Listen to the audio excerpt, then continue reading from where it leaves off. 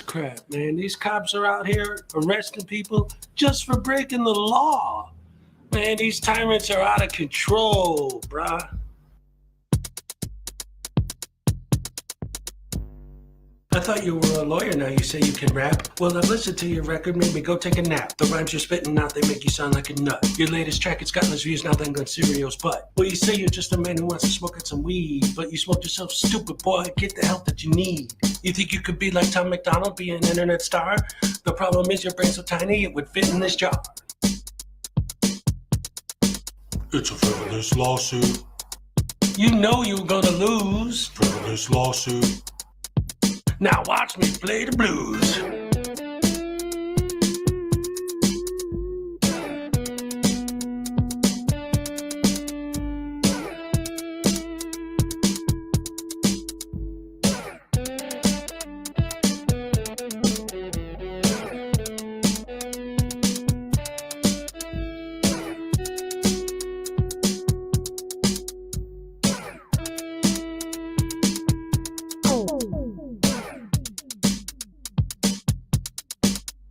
Frivolous lawsuit.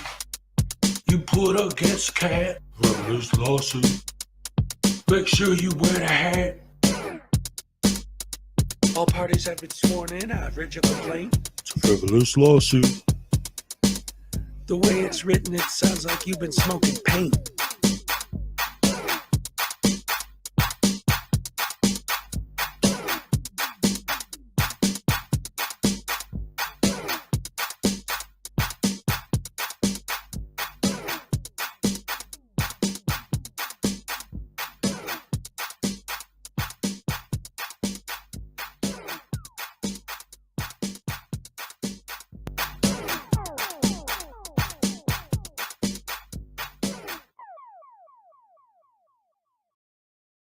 That means if we have that title to your shit, we will take it. Oh, come and take it, bitch. All right. I want your money and I want your dignity, and I'm taking both. To quote my good friend Artie, come take it, bitch. Come take it, bitch. Come take it, bitch. Come take it, bitch. Come and take it, bitch. She spit in my face. Take it, bitch. She spit in my face. Take it, bitch. She spit in my face. Take it, bitch. She spit in my face. Take it, bitch.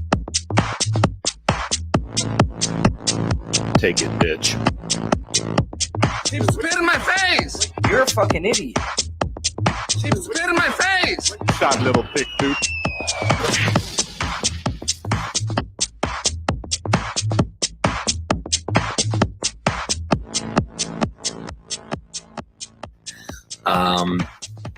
A woman walks into the ladies' room at the mall. She enters one of these stalls and sits down to begin doing her business. As she starts to pee, she looks down at her shoes and sees a head poking under the stall, looking up at her with a camera. "What are you doing?" she screams, frightened. "I'm recording you," says Denver Metro Audits. "But this is a bathroom," she squeals. "Yes, a public bathroom, and there's no expectation of privacy in public," he tells her. "You don't belong in here," she yelled. "I didn't see any sign saying that," DMA replies. "It says ladies' room right on the door." Maybe it does, but it doesn't say no men allowed, does it?" he asked her. "What? That's stupid," she sputtered. "You're being a Karen about this, and what's stupid is shaving down there," DMA answered, holding his camera up. "If you let that bush grow in, it would create privacy for your hoo-ha like a hedge." She stared down at the activist lying on the filthy floor looking up at her. "A hedge? Look, they should put a lock on that door if they don't want people coming in. They need to create privacy," DMA said. "It says ladies' room. They assume men won't come in here." "Well, they shouldn't assume that. And I can film whatever I can see. It's my First Amendment right as an independent journalist." "Oh, you're a journalist. What are you working on?" she asked, sarcastically wiping herself. "I can't divulge that information at this time. The story isn't finished yet," he lied as if there were a story. "No expectation of privacy in public," he reiterated. But I'm in a stall, she cried. Yes, and look, it's open on the top and the bottom, DMA answered in his thin voice. They need to create more adequate privacy because if I can see it, I can film it. You don't have to like it, but it's my First Amendment right. The conversation droned on like this for a while. The woman on the toilet and DMA on the filthy floor next to the toilet. Finally, the woman says, Christopher, don't you think this is inappropriate? I'm your mom. And that's a true story. Absolute true story. Oh, man, I love that. It was great.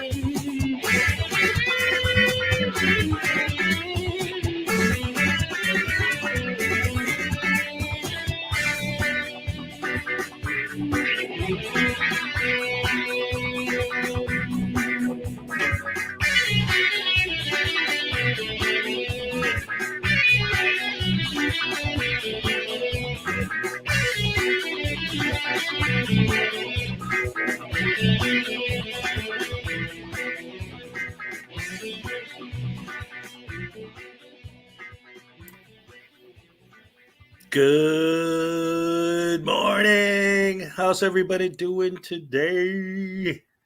Good to see all you good people here once again. Always a great time in the morning with you guys. I love it, love it, love it.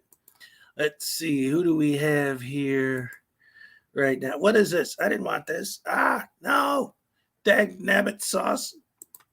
Hello. Hey, there I am. Hi, how you doing?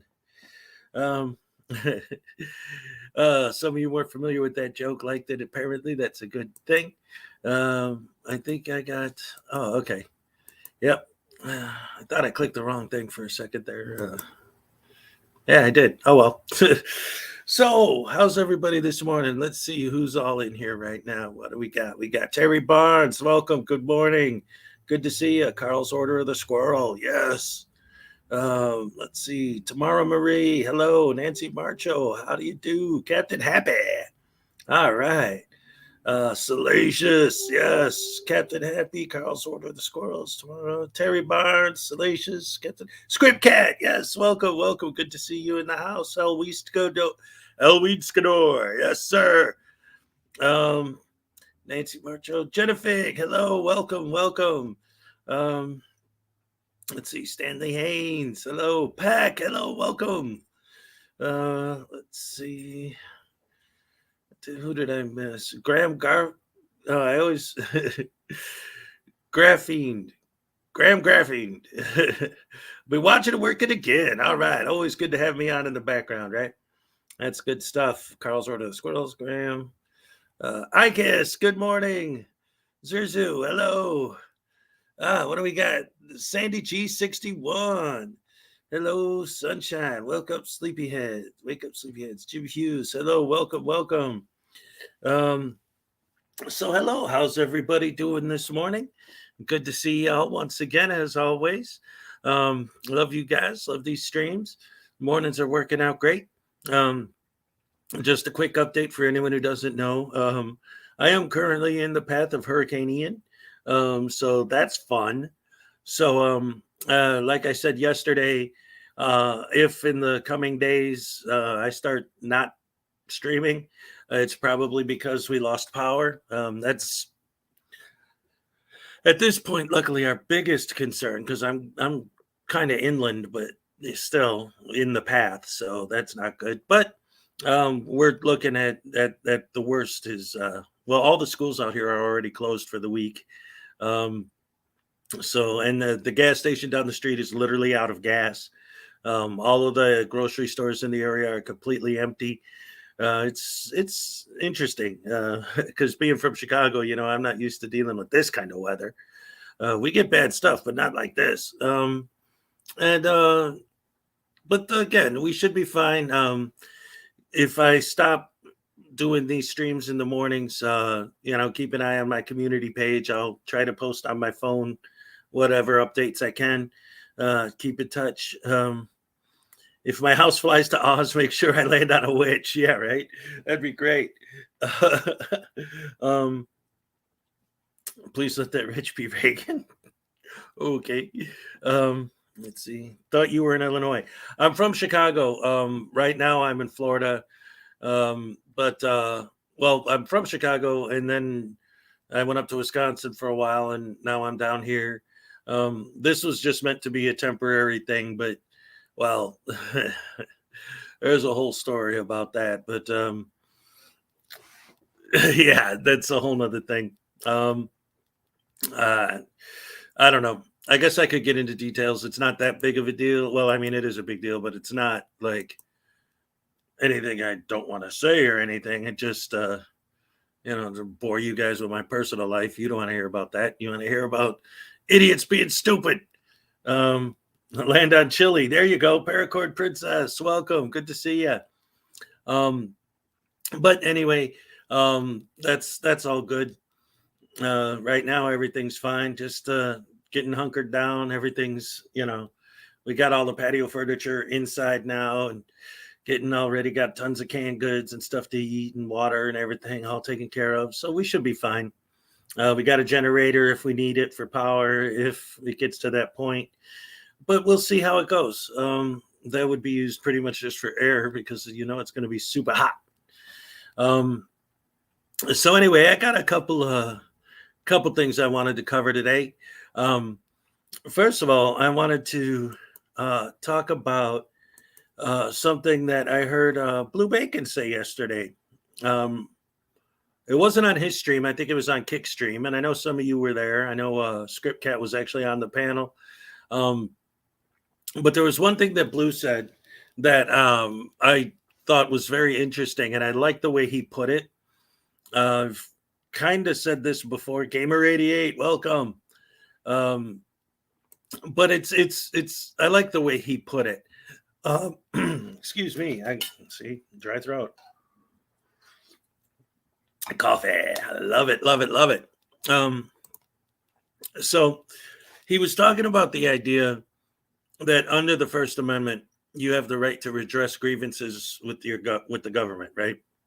And that's one of the excuses that these guys always love to use, right? Well, I have the right to redress my government, but it's not quite the same thing when you're redressing grievances to situations you caused. And when he said it that way, I'm like, yeah, because they go into a place, right? They give all the employees a hard time and then are there to file complaints against the employees. Like, you didn't, what's up, unclean hands? Kate was just released from a 5150. Oh boy. Anyway, so you go into a place, right? And the people who work there, you give them a hard time, then they respond negatively. And then the reason you came in the building, your excuse at that point becomes, I came to file complaints against these people and to FOIA their salaries. So it's like, you're not really there to redress grievances against your government when you caused the grievances. It's, oh man. Hey, Binary Tools, what's up? Good to see ya. So the first thing I wanted to cover is we have leaked audio of Direct D's trial that Frauditor Troll posted. And I wanted to watch that video together because there was one specific moment in the video that Troll didn't point out. And it's a point where Direct D whispers something. It sounds like he's talking to whoever he was there with. Like nobody was supposed to hear it because he whispered it real quiet. So I don't know. I don't even know if Troll heard it. But I know I did. So I'm going to play that real quick. Internet God, what's up? I'm going to play Troll's video here, but when it gets to that point, I'm going to pause it and point it out for you guys because I wanted to make a point about this. And like I said, since Troll didn't mention it, I'm going to. So let's go ahead and take a look at that real quick.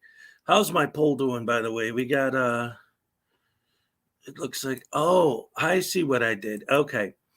For those of you who were here from the beginning, the first thing I was like, wait a minute, I think I clicked the wrong thing. And I did. I actually turned off my own video. I still got StreamYard open, but I don't have YouTube open. Oops. So let me go fix that real quick. Oh boy. Technology. I finally saw Beavis and Butthead do the universe last night. That was funny. Let's see. I wasn't expecting them. It was just like out of nowhere, all of a sudden they got a new movie and a new show. Funny stuff, funny stuff. Mike Judge still got it, if you're into that sort of thing. Here we go. Pancakes is at 59, Waffles at 41. Pancakes wins the battle, the breakfast battle. All right. So anyway, let's get back to this. Let's see. All right, sorry. Okay. Let's listen to Direct D in court. And again, this is according to, well, you'll hear it because like I said, I'm going to play Troll's video, not the original because I don't need to give Dirk D more clicks than he's got already. I can no longer be friends with 59% of you, the ones who voted the other way. That's awesome.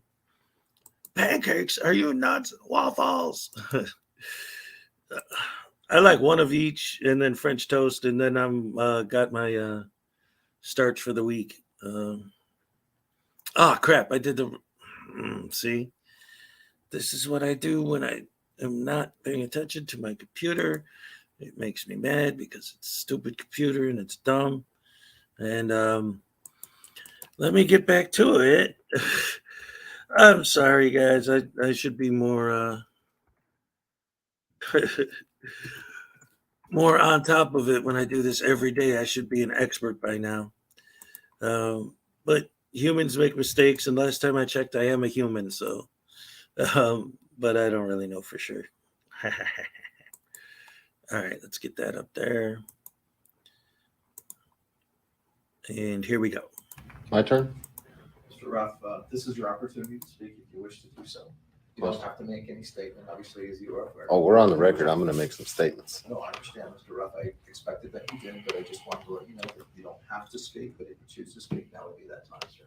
Excellent. So we're talking about jail. Jail, inappropriate. There's no victims in any of these cases. Police officers cannot be victims of a crime unless they were injured or robbed from.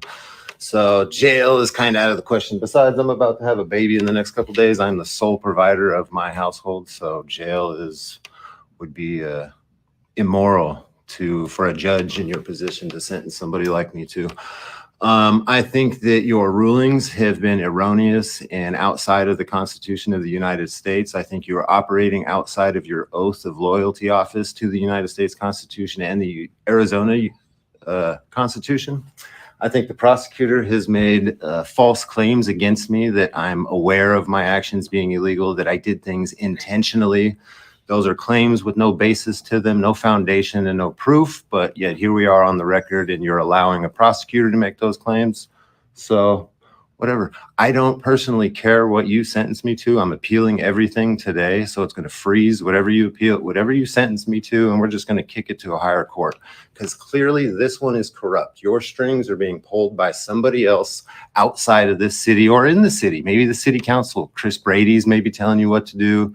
Maybe your judges or friends with the police out on the street. You think I'm harassing people. You think I'm doing things because I'm allowed to do it or I want to do it.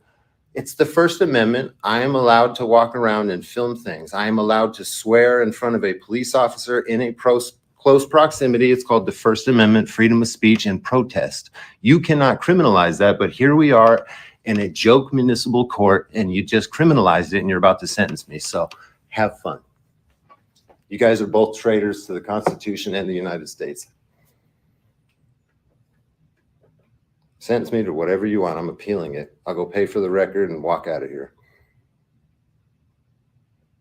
This is going to go to an appellate court. It's going to go to the Supreme Court. It's going to go to the Superior Court. I have money and time.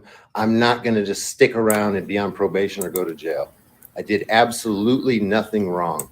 Okay, so just real quick for anyone who doesn't know, and it does come up again later in here, but just to make it clear, what's going on in this case is that because he's sweet, innocent person who would never do anything wrong and just, whatever, he got convicted of armed robbery and was on probation when he got arrested for frauditing. And so now he's making it sound like, oh, you're trying to violate my rights and this and that. The dude's a criminal who was convicted of armed robbery, pled guilty, admitted that he did the robbery. So there's no discussion about whether or not that happened or it was some horrible conspiracy. He did it. He said he did it. He admitted it. So he's wrong and he's on probation. He gets arrested, and now that's what led to this trial. Basically, like for violating his probation kind of a thing. You allowed fake evidence to be introduced. You allowed the prosecutor to make false statements during trial.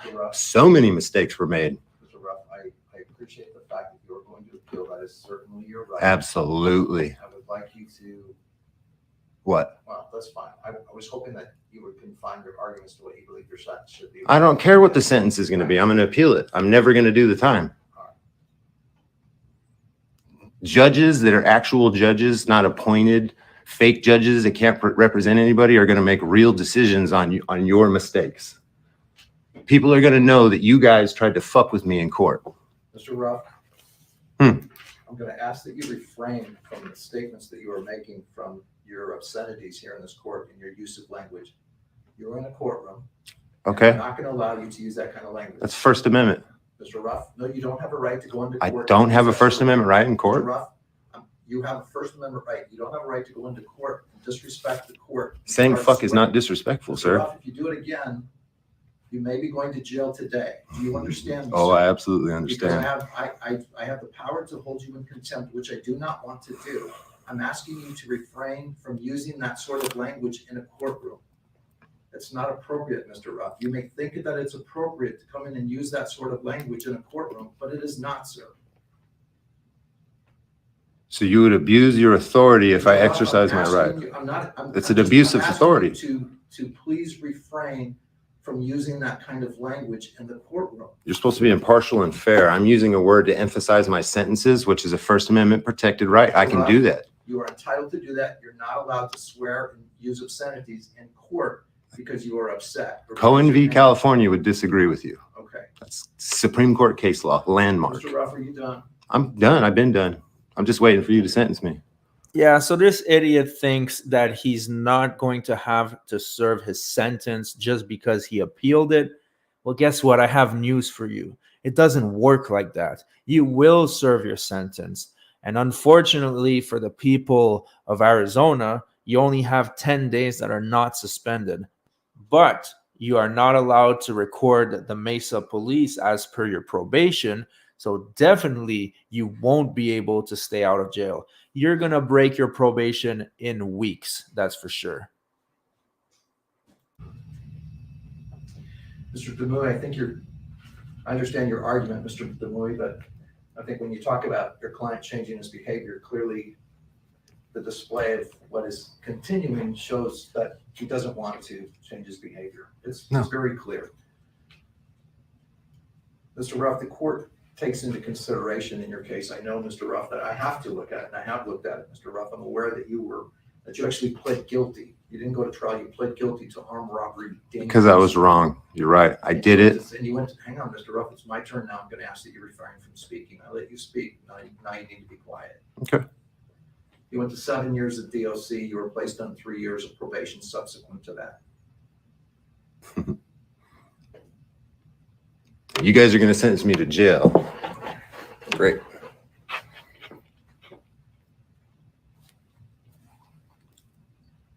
In terms of the First Amendment, I think the prosecution is correct in their statements, Mr. Ruff, that the police, really their concern is, one, it can be the safety of themselves and safety of others, especially when they're trying to do investigations.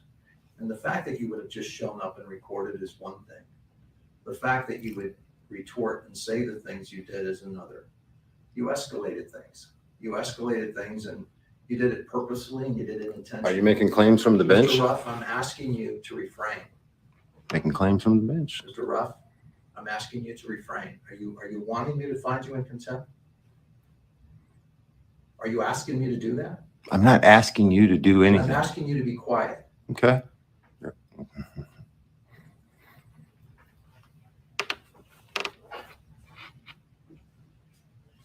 You went beyond that. The video that I looked at it several times, where you approached the officers and would yell in their faces and say the things you did, especially when there was a group of people. And I could see the officer walking away. And it was clear that the officer had concerns for his safety, which they're taught to do. Anytime there's a group like this involved, they're trained and taught to be aware of their surroundings. And things were escalating.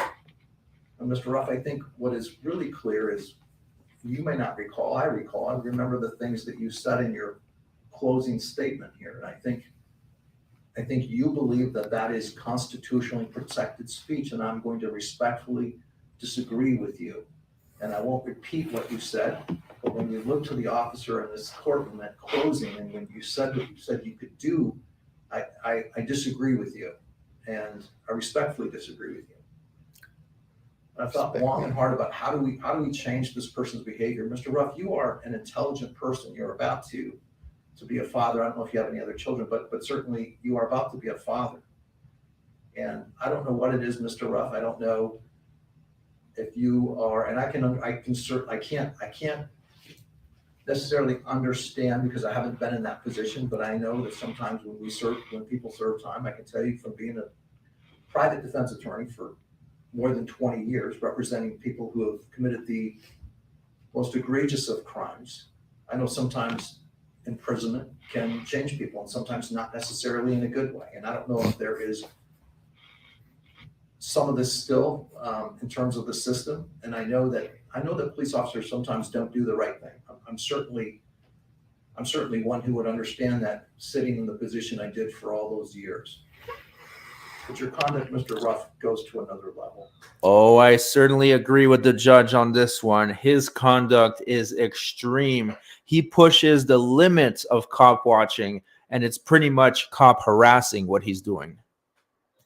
It just went to another level in these cases. It incited the crowd, and I understand that you may be doing this for recording purposes, and there is no problem with you merely showing up and recording. That's never an issue.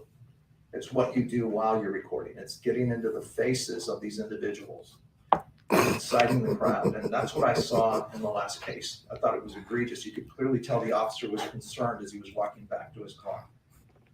So while there is a First Amendment right, Mr. Ruff, sometimes when you're placed on probation, you lose your rights. And our courts are clear about that. You lose certain rights. Just like when you are locked up in a DOC, you lose that right to be in public because of the crime that you committed. So this is what I'm going to do, Mr. Ruff. In the case of 2021-048968, that is the case of failure to obey a police officer. You were found guilty of that matter. I'm giving you 90 days of jail. 90 days of jail will be postponed. I'm placing you on probation for 24 months. You are directed to do counseling. I'm sending you to Prodigy Healthcare.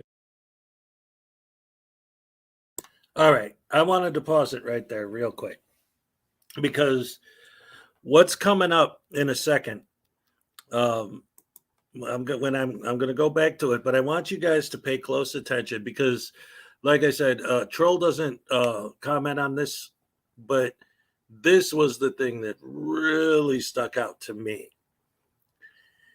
In a few seconds, he's going to whisper something to someone. And if you listen real close, you'll hear him say, and it's funny because we always say that they don't do this for the Constitution. They do it for clicks and views and blah, blah, blah, da, da, da, da, da. In a minute, very quick, very soon, I don't know the exact moment when he says it, but he's going to whisper, I made $5,000 off of that video.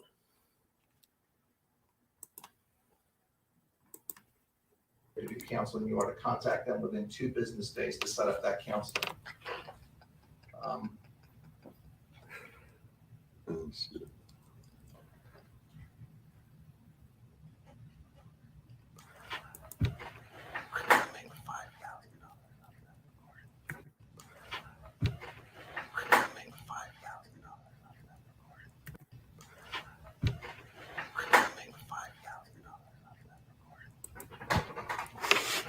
In the case of 2021-043799. So I am not going to place you on probation for that criminal trespass. He's in court being sentenced to prison time, going to miss the birth of his child over it, and whispers while he's in court and the judge is telling him what happened and why the video proves that he was guilty.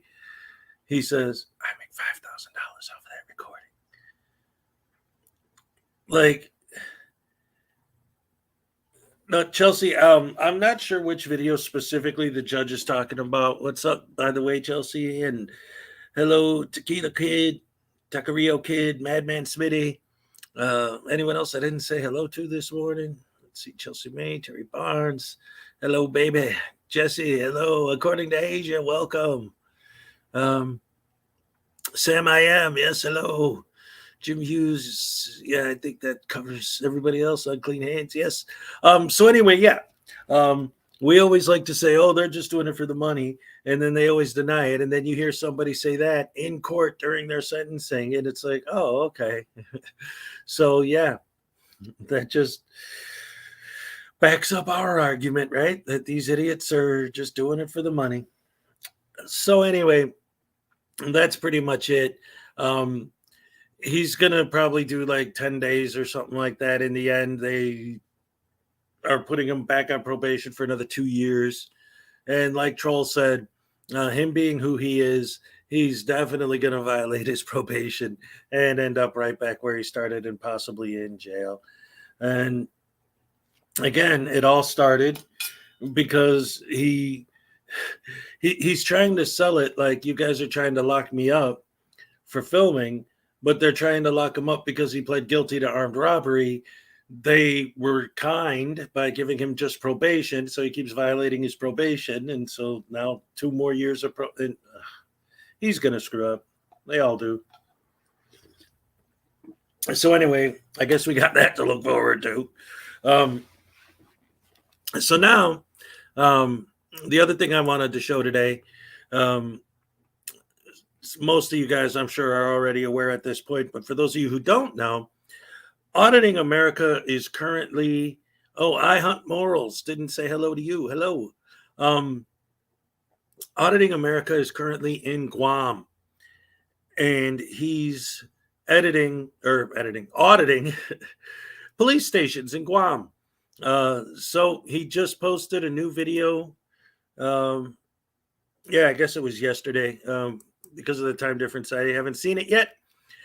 So I thought we would sit and watch that together and see what Auditing America's up to over there in Guam. His last audit didn't go very well because they obviously never saw an auditor before and had no idea what was going on.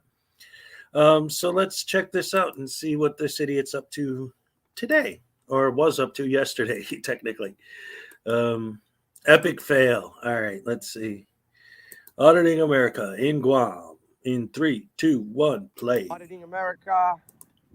We're at the Guam Police Department where we're going to be requesting General Order 13-005, which is an order that says that, hey, Guam officers, we have rights here in Guam. People are allowed to video record the police. People are allowed to video record the government. Apparently, it's not a common thing around here. So we travel all the way from the mainland to do a video about the Constitution over here in Guam. This is our second audit. I ain't gonna lie, guys. I'm really far from home. I'm shitting my pants right now, but hey, somebody's got to do it. Shit their pants? Somebody's got to do it. So let's go. Luckily, it's you and not me. Request it's shitting their pants. The order, which pretty much says, hey, obey the Constitution. The First Amendment. The Fourth Amendment has been violated in police departments all over Guam. So they have? You got any evidence of that? No firearms. Okay, we've already read this.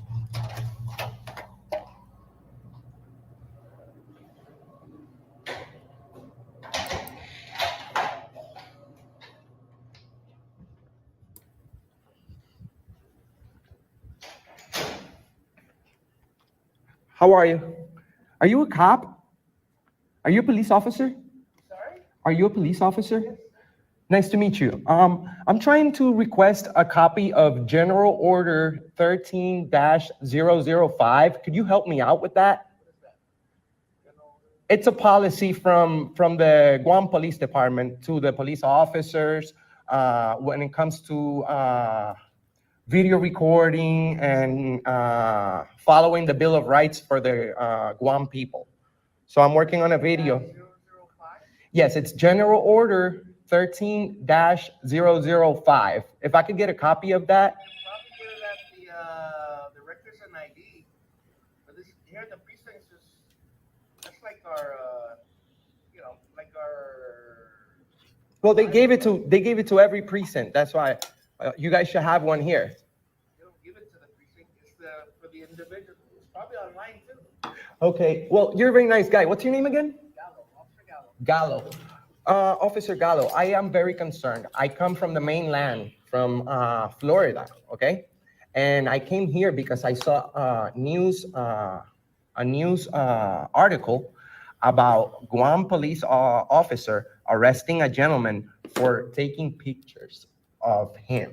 So they took him, they charged him with resisting arrest, harassment, all these things. Although the guy was really nice about it, they charged him with all these things. And then when he went to court, no case.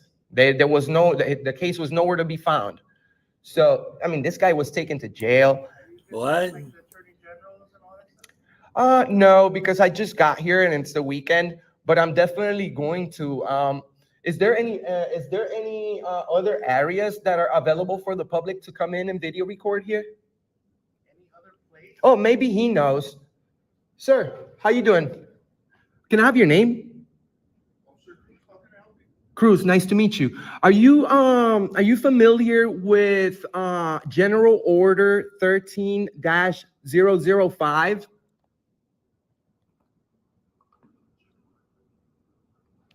It was given to I'm working on a video about that specific order. It was given to you guys okay. Sure and every precinct from Guam Police Department. And if you can please find a copy for me, I really appreciate it, because I don't have access to a computer and I would like to have a copy with me. It speaks about pretty much our rights. And sir, I just came from the other precinct. You guys are very courteous and professional, but I just came from the, what is it, Tumon, right by the beach? They were so polite to him. I was told to leave. Because they want my ID and they want to search my bag. But, you know, we don't have, I'm not being suspected of committing any crime. So unless that's happening, I don't have to show ID. I'm exercising freedom of the press. And that's what General Order 13-055. 1355? Yes, sir. Thank you so much.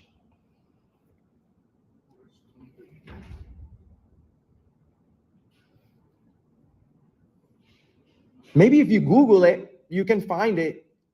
I just don't have a computer. If you have Google, you can find it and print it for me. It should be on your website, probably. If it begins with a 13, that would be a 2013 order. Well, it may be, but it's still in place. It'll be a 22. Should be a 22. So let me ask you something real quick. Okay, go ahead.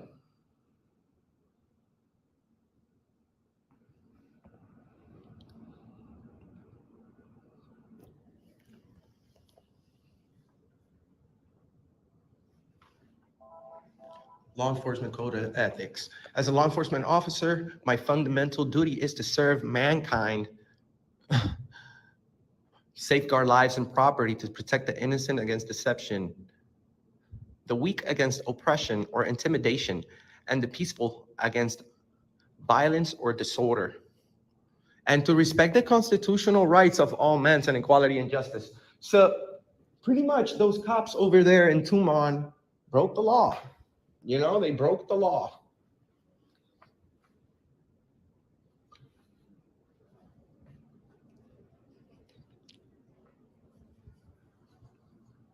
Hopefully we get a copy of this order.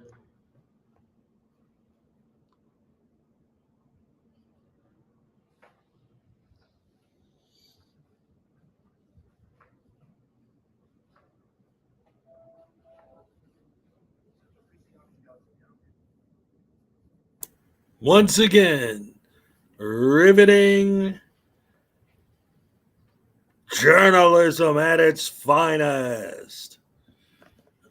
This must be another contender for the Pulitzer Prize. Look at that. Look at that.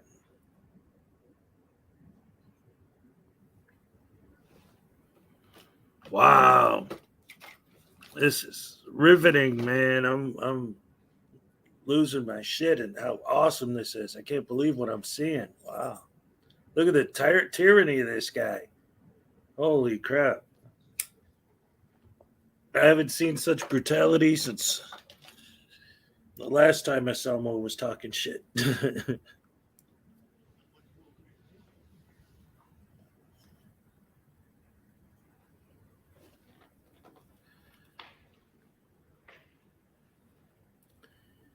Yep. Look at that. Look at that, ladies and gentlemen. This guy is a professional. Professional journalism. This is, I wonder if this was a special report. What is this? In remembrance of the constitutional rights of the Guam people? Ha ha ha ha. The people who died. No, the Constitution. You frickin' it. They should have a remembrance of the people that people's rights have been violated. Whose? What do you know about Guam? And where's your evidence that anyone's rights were ever violated in Guam? I mean, what are you talking about? You're just making shit up. Oh, man. Anselmo is an ass for sure. And Elmo's smarter than he is.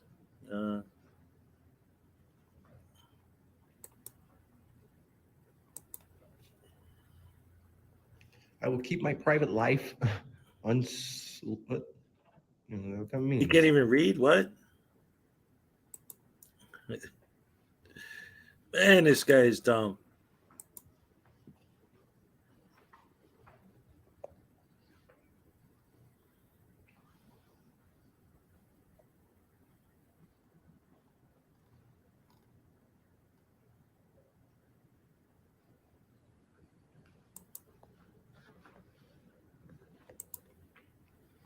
What?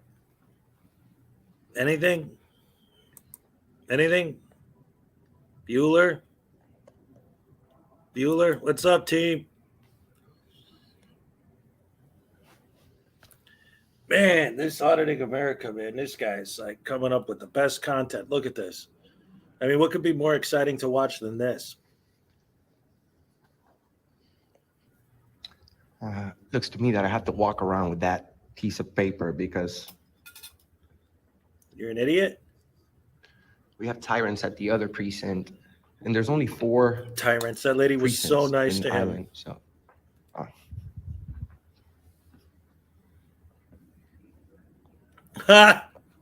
What's up, Rogue? We got Rogue Nation and David Perillo in the house this morning, guys.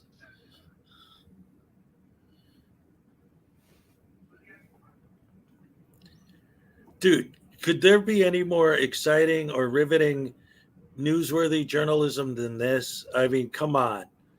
I could look at that doorway for hours with no narration or anything or no editing. This is beautiful stuff, man. Beautiful. Yes, sir. Yeah, I can't find anything, man.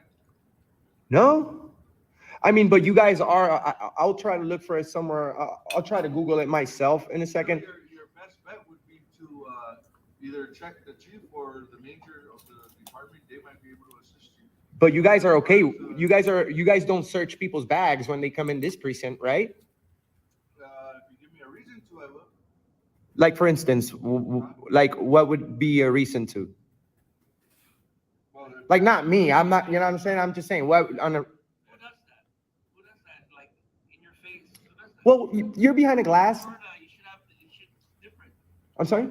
Culturally, you don't put a camera to somebody's face. Oh, no, we're behind a glass. I'm just trying to, because if I film like this, I see the glare. But, sir, sir? It's all about people's rights. I'm not here to, you know. Well, yes, you are. Other than the weekend, no, it's not. Everything else is open. We're dealing with emergencies here. I understand, but you guys. I'm not going to provide you a piece of paper right now. All right, guys, so I had a freaking accident with my camera and I stopped recording, but this Yay. guy didn't want me to film at all. That's it? At all. That's the big epic failure is your camera broke? Was that the failure? In Guam. We're going to continue doing these videos and see if they respect. Take care, guys.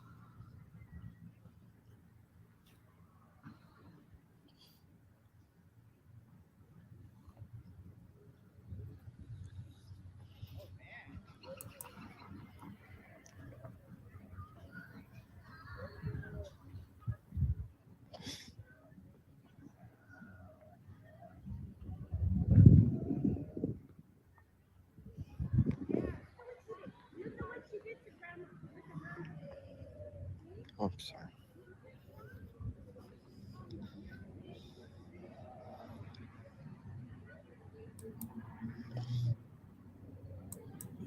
Wow. More riveting. Does anything happen in this video? Like, what the hell is this?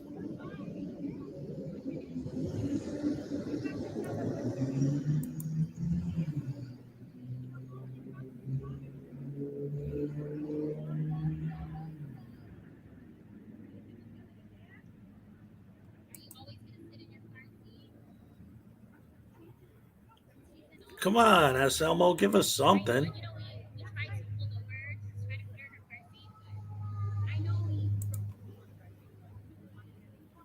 Blah, blah, blah, blah, blah, blah, blah. Nothing going on at all. Blah, blah, blah, blah, blah, blah. Nothing going on at all. Once again, he's just sitting there filming nothing for no reason. Can I talk to you for a second? Sorry. Can I talk to you for a second? They're actually uncomfortable with you filming them. Oh, I don't want to film them. Yeah, this is a private matter. They're actually asking us to assist with their daughter. But Okay. it can't be. If they don't want you to. No, I don't want to. No, I don't want to film But them. You're standing over there, kind of showing that it's making them uncomfortable. How can I help you? Well, sir, I have a question. Do you know what the Third Amendment is? Oh, Yeah, my but God. You need help? Right Yes, now? I'm trying to get information on the Third Amendment. Do you know it? Okay, if I'll get back to you. Like I said, we're assisting. Sure, as soon as you're done. Is that okay? Thanks.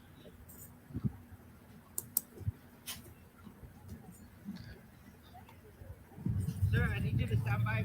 There's an emergency call. If you're still waiting for assistance, just wait till we come back, okay? What's your name? I'm Officer Quintanilla. Thank you. Wow. Okay, so there's nothing. What a waste of time that was. Epic fail. Oh my goodness gracious me. Okay, so here's what we got here. So while I was watching this just now, I went ahead and I looked up General Order 13-005, and I figured out what Anselmo was talking about. And this is actually pretty funny. There's a video on YouTube of a guy, just some random dude, saying, hey, 13-005 says that the police now in Guam have to allow you to film them in the course of their duties. But that was just some random dude saying that. So then I looked up General Order 13-005 from Guam, and what I found was the act makes an appropriation from unappropriated surplus of the general fund to public utility agencies. Okay. And then I thought, well, maybe that's something different. So I looked up again, and I found another one about court costs, but nothing about filming police in the course of their duties. So I don't know. I have no idea. Well, Madman Smitty, hello, welcome. Jesse, welcome. Who else did I not say hello to yet? Oh, yeah, Rogue Nation. Tax write-offs, Jim Hughes, what's up? And I heard that somebody said Team Skeptic was in the house. What's up? You better watch his step in Guam. Vinoy, hello, welcome. Jesse Quillen, hello. Cliff Higson, Cat Woo, I didn't see you. Yamaha Biker, hello. Welcome. Love you guys all so much. Billy Yank. Yep. Just always like to say hello to everybody because I don't get 500. Oh, here we go. Listening while I jump in the shower. All right. Excellent. So anyway, yeah, there was that extraordinarily pointless audit that he called an epic fail, even though nothing happened because his camera malfunctioned. Okay. Maybe. Edward Catalier. Yes, you are here. Hello. Throw his ass in Guam jail for 24 hours. Yeah. I don't know, man. It's just whatever. And once again, and as always, he filmed, he left, and he posted the video. So what's the problem? They didn't stop him from filming. They didn't violate his rights. And it was an epic fail. Why? Because he said it was an epic fail.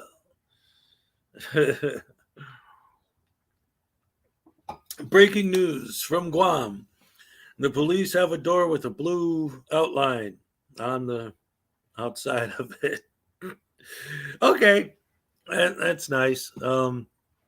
That's a big deal. We're very interested in seeing that for sure.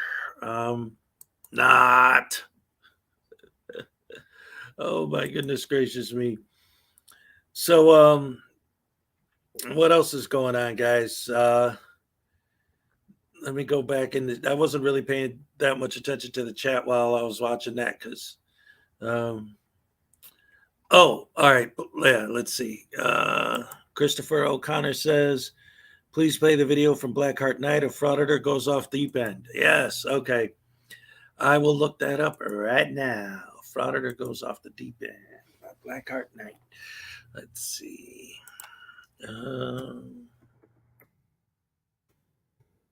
Just pulling that up.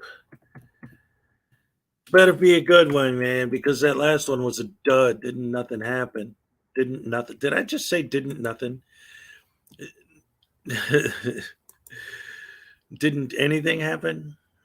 There wasn't anything that happened. There you go. Oh, here we go. Let's see. What is it? Frauditor has Frauditor goes off the deep end. All right, let's see.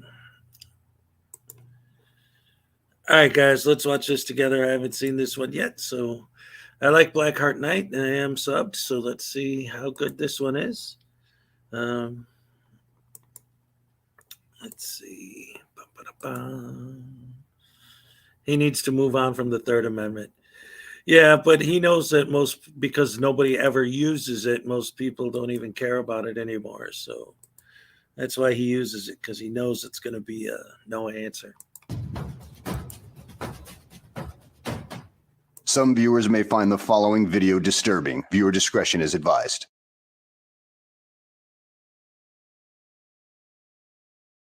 Well, hello and welcome back to the channel. In today's video, today we follow Reagan Benson around as she encounters a cop and goes into full rage mode over nothing. I tell you something, I don't know if it's an act or if she really needs medication or if she has borderline personality disorder or what, but sit back, relax, and enjoy the show. Good morning. How are you? Good, how are you? Good. Do you remember me? Do you remember my face? I never gave you my name. What was your guys' names? Can't give you our names. Oh. We don't answer questions. I'm not sure if I got your card. Can I have your card, please? Okay. I just can't remember if I got your card or not. Because you remember that day, Pineda, you remember that day you admitted to stealing rubber bands? Huh? You got anything you're not supposed to have? Yeah. What do you got? These rubber bands, we're only supposed to have 3. Did you steal office supplies? You stole office supplies? I've got more than 3. I must send you to IA for that. Son of a... Yeah. Yeah, you got called over to the jail because two people were exercising their First Amendment rights inside the jail. And you showed up, you talked to me and my friend. We wanted to search your vehicle. For anything unsafe. And you said, what, these rubber bands? And you admitted to stealing office supplies. I saw you pull your car up so you could be in the shade of that tree. I'm leaving. All right. I've had enough. Thank you. Like It was good to see you. Popeye? Yeah. You do the Popeye? It's me. All right, I'm going back to the library. No more, right? Take care. Have a good day. Here's State Patrol. They're guarding the park. So this area is closed to the public from 11 p.m. to 5 a.m. But they're here on patrol. What are you guys doing today?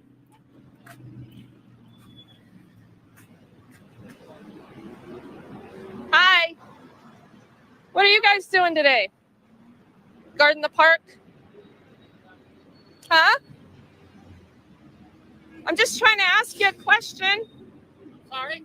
I'm just trying to ask you a question. What are you guys doing? Guarding the park? Yes, ma'am. From who? Are we not allowed to come in it? What? Are we not allowed to come in it? Oh, you can go in. Oh. It's just like security? Is it security? Have a good day, man. I'm just asking you a question. Can you not answer that question? Okay, most people would take that response from the cop as a go-away sign and not bother them anymore and just go about their way. But not her. She's going to be rageful here in just a moment. It's really over the top. I would even say that it's so far over the top, it might not be an act. It could be that she has borderline personality disorder. If that's the case, she really needs help. Why are you parked on the lawn here? I'm curious. Is that how you interface with the public? Aren't you a public servant? Is this why the attitude? Why the attitude? Hey, I'm talking to you. Why the attitude? You work for the public. I was trying to nicely ask you a question, and now you're going to get treated like a dick. What's your name? R. Boone. What's your badge number? What's your badge number? You say I'm What is your badge number? You say I'm giving What is your badge number? Yeah, you're going to get the same attitude you just gave me, you condescending. Give me a card. A lot of the people that I know who have rage like this over a simple slight usually have some form of mental disorder. I mean, her reaction to his action does not fit together very well. It was not warranted. Or your badge number. What's your badge number? I don't have to give it. Yeah, you don't have to give me because you're up here and the public is down here, right? And you prefer us on our knees, don't you? You condescending little. Why don't you go sit in your car since you can't interface with the public? You're really nice, lady. Yeah, nice this. You get 15 seconds with me. You want to act like a condescending. You're going to get treated like one because you work for us. And all I did was try to ask you a question. So get in your car and shut up. Ma'am. Can I say anything? No, give me your badge number. I can't say anything, can Give me your badge number. That's all I asked for. Ma'am? Give me your badge number. Ma'am? Give me your badge number. Give me your badge number. You little prick. You see? You see this? And they wonder. They wonder. Look at him. You little weasel. Go sit in your car and turn it off. This costs taxpayers money. Gas is over $4 a gallon. Turn your car off. Are you having a bad day? No, but I think you are. You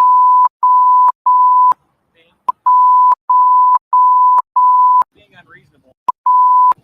I'm being unreasonable? Ma'am. Well, so were you. You don't like it, do ya? You don't like it, do ya? Ma'am, I've said nothing bad to you. No, you You've been didn't very answer my questions, and you walked away like a condescending prick. You've been very mean and unreasonable. Mean and unreasonable Yep. to a tyrant who thinks they don't answer to the public. Ma'am. You deserve more of it. You don't know me, ma'am. I don't need to know you. I asked you what you were doing because you're a public servant.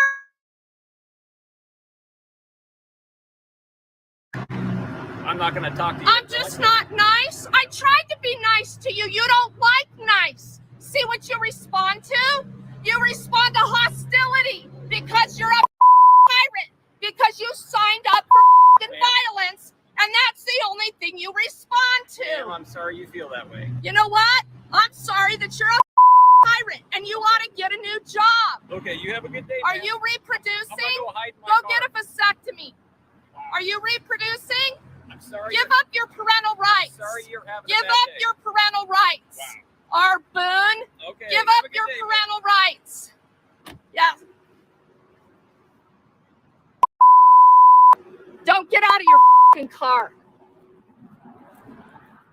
Usually there's some end goal to what a frauditor does, but this just seemed like an unnecessary tirade of swear words, like the punishment didn't fit the crime. Wow. that was yeah, that was quite crazy. Oh, she hangs out with amazing audits. That's the girl that okay.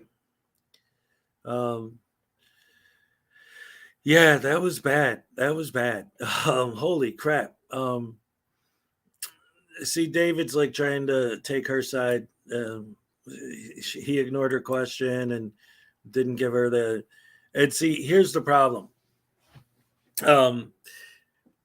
For quite a while now, and if you look it up, you'll see. In fact, if you just go on YouTube and search First Amendment audit, the very first video that will pop up is a police training video about First Amendment audits.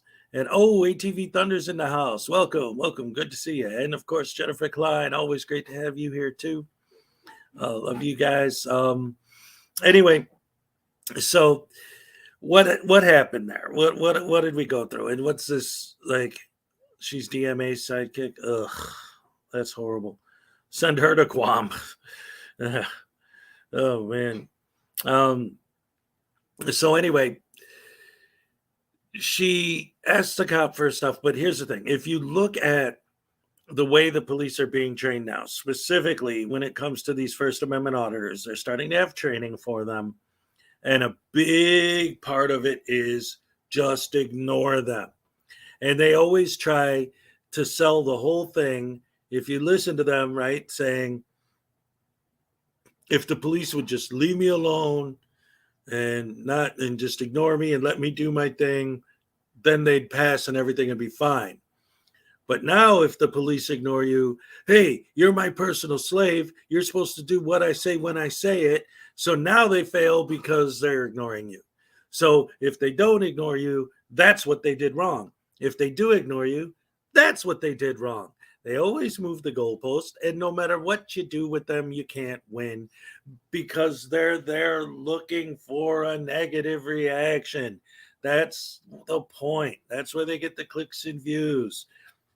That's how they get their, adrenaline rush from actually messing with the cop and giving them a hard time. They get off on it. It's garbage. The whole movement is nonsense. Anyway, I'm glad that you recommended that video because I hadn't seen that one before, and that was fascinating to watch. This she must get so many marriage proposals. Oh man, ignoring them gives them no content. Yeah, just having the police presence will help lower crime, and that's the idea. And that's one of the things that fake news, real Mike. Or big douche, real ass hat. I don't know, whatever you want to call him. That's one of the things that him and Auditing America always harp about.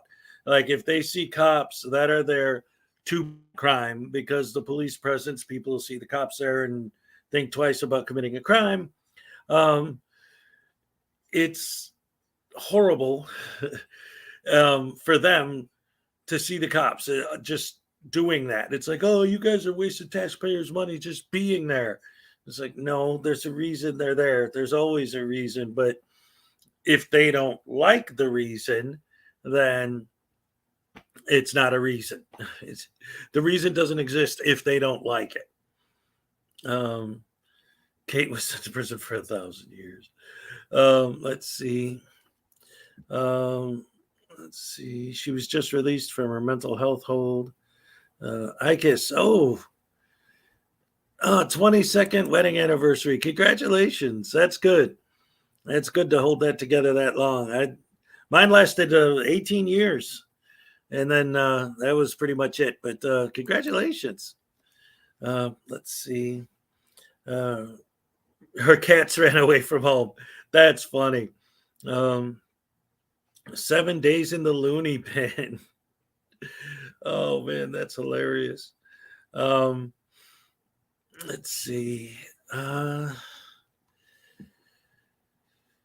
there's been a lot of that going on as far as the mental health evaluations. In fact, in the Direct D case that we were just watching, that Troll covered yesterday, what part of his sentence was that he had to get a mental health evaluation, and he just laughed, like he laughed at everything the judge said.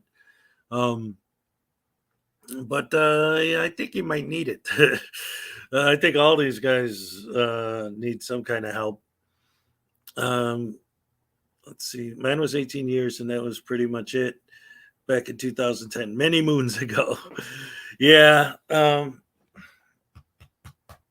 Mine was more recent. That's why I'm in Florida instead of Chicago or Wisconsin right now. There's more to it than that. But anyway, yeah. That's so you know what I'm talking about. Been there, done that. Let's see. I see mental health patients who don't act like that. Yeah. How does she not watch that back and regret it? That's it. They build this whole narrative.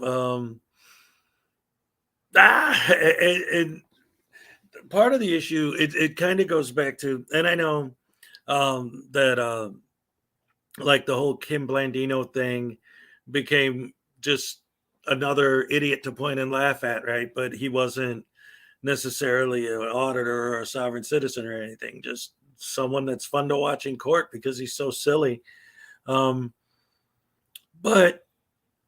ultimately, he, I use him as an example because it's the whole idea that when he had his mental health evaluations, they always said, well, he's competent, right? And that's the problem. It's like they discuss these mental health issues and they go to these competency hearings and they're not how do I explain? I don't know. Obviously that stuff isn't public information, right? You can't get the details of their mental health evaluations, but obviously they always pass. So to me, if they actually are completely sane and completely normal and all that good stuff, they obviously are doing it on purpose. If they're competent, if they're sane, if they have no mental health issues, then the only other option is either A, like I always say, either A, they're that stupid, which in some cases they definitely are, or B, they do it on purpose for the clicks and views. What a surprise.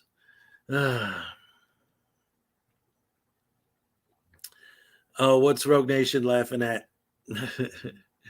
Let's see. All right.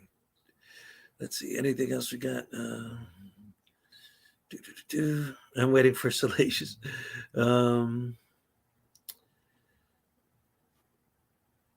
Frauditors are incapable of feeling shame. They're also incapable of feeling empathy. They're incapable of having respect. They're incapable of being polite. They're incapable of many, many things. Competency doesn't evaluate stupidity. That's right. Yeah, it's horrible. Let's see. It looks like, what did David? Oh, I love your videos, Rogue. Ted Bundy was sane. Right? Let's watch Rogue Nation prove you wrong. Prove who wrong?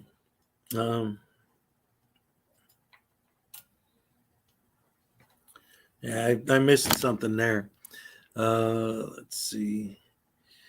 Let me get rid of this one I've had for 35 years first. Then it's monetizing insanity. Yes, braining. That's another thing that they can't do. They can't brain.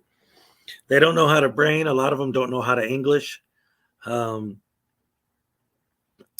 of them are just a general pain in the butt. And, going after regular people and calling it civil liberty. For what purpose? To make money on the internet. Yay. Like Ragical says, they don't know how to brain. They don't know how to. Oh, they don't know how to do anything. Oh my goodness. Let's see. What else do we got here? Do you know the Third Amendment? You can be a polite harasser. Yeah, just look at Long Island Audit, for example. He's very polite when he harasses people. Yeah, Auditing America. Listen, do you guys know the Third Amendment? Shit for brains. Yeah, it's amazing to see how this always goes. Like, if you ever watch any of these guys, like, in order, like their videos from when they first started until now, you can always see the same kind of trajectory in general. Like, they always start with doing these little audits here and there because they saw something on YouTube that made them think that was a good idea for some reason. And then they become like adrenaline junkies. Like, they get off on it. So they have to keep doing it. And then the money starts coming in, and then they really start pushing it harder and harder. Rogue Nation, I'm sorry. But this is one of the dumbest things I've ever read in my life. You seriously don't mean that the way you wrote it, right? Maybe you mistyped or something. Oh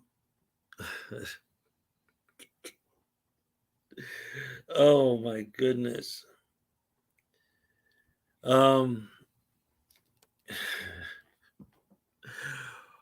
So let's break that statement down real quick.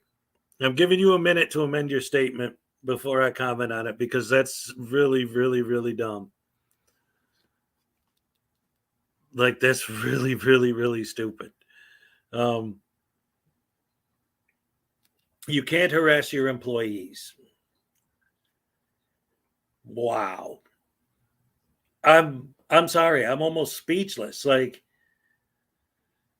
I'm giving you a few more seconds to amend that statement, because that is so dumb that I'm almost speechless. Like, I can't believe that I'm seeing that on the screen.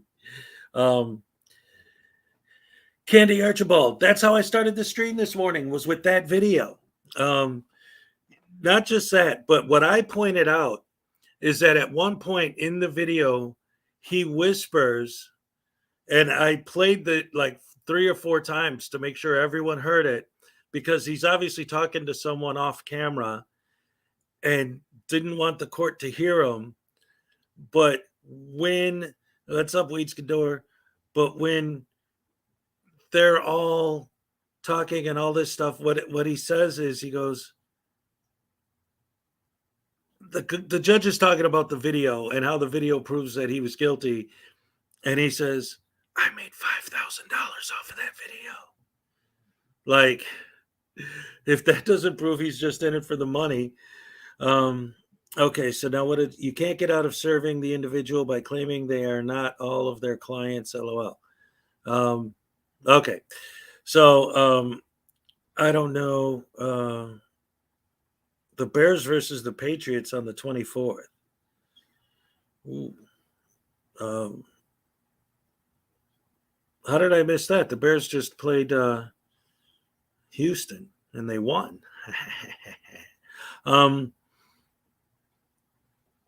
Okay, so let's address the stupidity I have on the screen here. You can't harass your employees. Now, some of you might be youngins and don't understand, so let me explain why this is an absolutely moronic statement.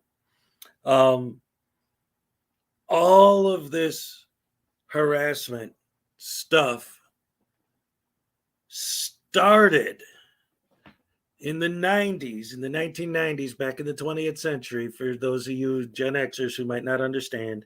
The harassment stuff started because of people in management, bosses, harassing their employees. So to say that it's impossible to harass an employee is absolutely insanely stupid to say, because that's how the whole thing started, was with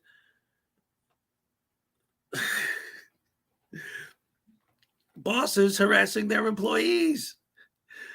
You know, hey, I'll give you a promotion if you let me take you in the back room and sexually harass you. Like, it's impossible to harass your employees.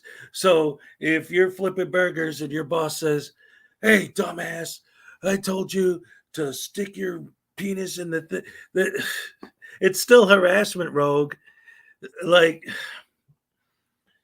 oh my goodness. See, that's the other thing with all these frauditors, right? Is playing word games and twisting things and trying to make it okay. Yeah, that's sexual harassment, but it's still harassment. You know, whatever. You want to get technical and say that doesn't count, fine. But ultimately, once again, you're taking the idea of your tax dollars paying their salary and turning it into, that means that they are your personal private slave, and everyone else has to sit back, and no matter how much taxes they pay, they need to just sit back and mind their own business while you give directives and bark orders at public servants, and they better bow down to you, and they better do what you say when you say it, because you have a camera. Everyone else could go in and lay in a ditch and die, but you have a camera.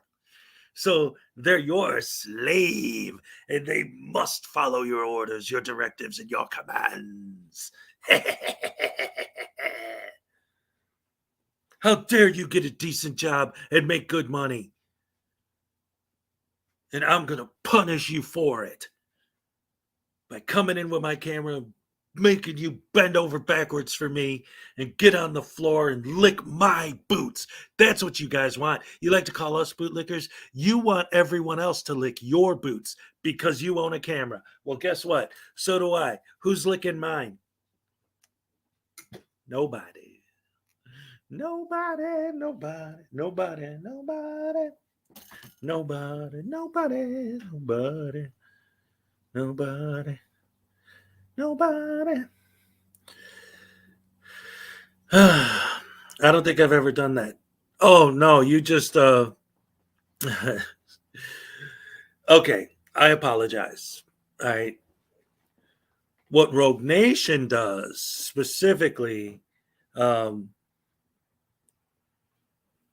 when he barks orders and gives directives to public employees and they don't bow down and lick his boots, he likes to pull out a doll and say, "Well, I got saved. Can you point on the doll where I hear your feelings?" He thinks that's hilarious. Oh, I got to bring some humor to my. He never barks orders. Well, basically, since they always like to twist everything and anything a cop says into an unlawful directive or barking orders, I'm now twisting everything they say into giving directives and barking orders. See how it works? It goes both ways, douchebags. Let's see. Hey, Leland Squirrels. Hello, welcome. Let's see. Just catching up on the chat here. I was just parroting their stupidity. Yeah. Yeah, no, Jennifer, Peck's cool. He's just being silly. Let's see. I've even had Peck up on the panel before. He's a good guy. He's just, he's from Australia. His sense of humor is a little different. No, he's cool. But yeah, it's funny. They don't watch my stuff. Who are they?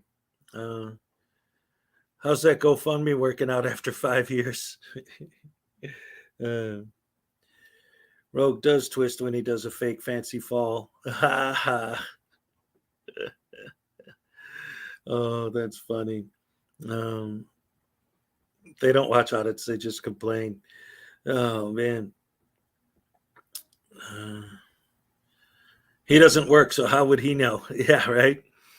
And that's it. It's like when I was growing up, the big thing everyone always told me is, oh, you should try to get a government job. Those are good jobs, right? So when somebody actually does get a government job, it's like, you should be happy that they got a good job. But instead, you're going to complain because they've signed up to be your personal slaves. And when they don't follow your orders, you get all mad at them for it. It's weird, man. And it's also funny, too, because a lot of these situations in the end turn out to be something that's just plain silly, right? Like, okay, so they walk into a place and they cause a problem, and then they complain about the problem that they caused. Like I always say, right? If somebody says, hey, I don't want to be recorded. Okay, I get the argument. I understand the argument that it's legal for me to record you. But someone asking you not to record them isn't someone accusing you of breaking the law. It's a human being. See, that's the thing you guys don't understand. There are these things called human beings. They live on Earth, and they interact with each other on occasion. Okay, now wait. See. All right. When folks don't do the job we pay them for, we are unhappy. Say it ain't so. Ha ha ha. Okay. So, like I'm saying, you walk into a building, you're filming someone. They tell you they don't like being filmed. What does that have to do with whether or not they're doing their job?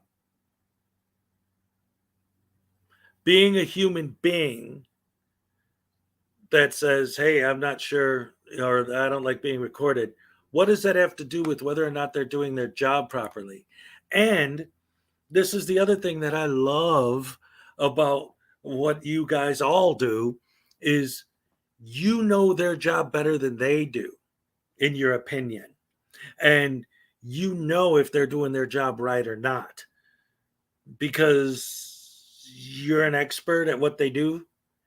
Like you walk into a building and there's a secretary there. Maybe it could be any situation. Let's say there's a woman whose job is to sit at the front desk and all she does 8 hours a day, 5 days a week, is she sits at the front desk, greets people when they come in, and find out like what they need. How may I help you? Oh, I need this form or I need that. And then they direct you to where you need to go. That's their job, right? But you decide that their job is to bend over and take whatever you give them, whether you like it or not. And if you demand something that they have nothing to do with, they better get off their ass and run in the back and get you what you asked for because you, the guy with the camera, asked for it. Everyone else, like I said, they can lay in a ditch and die for all you care. As long as the person whose job it is to direct you to the right place doesn't do that, but does what you think their job is, which is to kiss your ass. And it's not, unfortunately. I'm going to FOIA your comments. Yeah. I don't need help. Just taking pictures. Wouldn't it be great if it was that simple?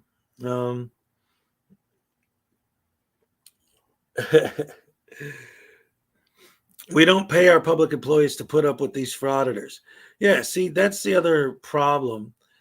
Oh, wait a minute. Hold on a second. Dave, you're saying we don't watch his videos? You don't watch his videos.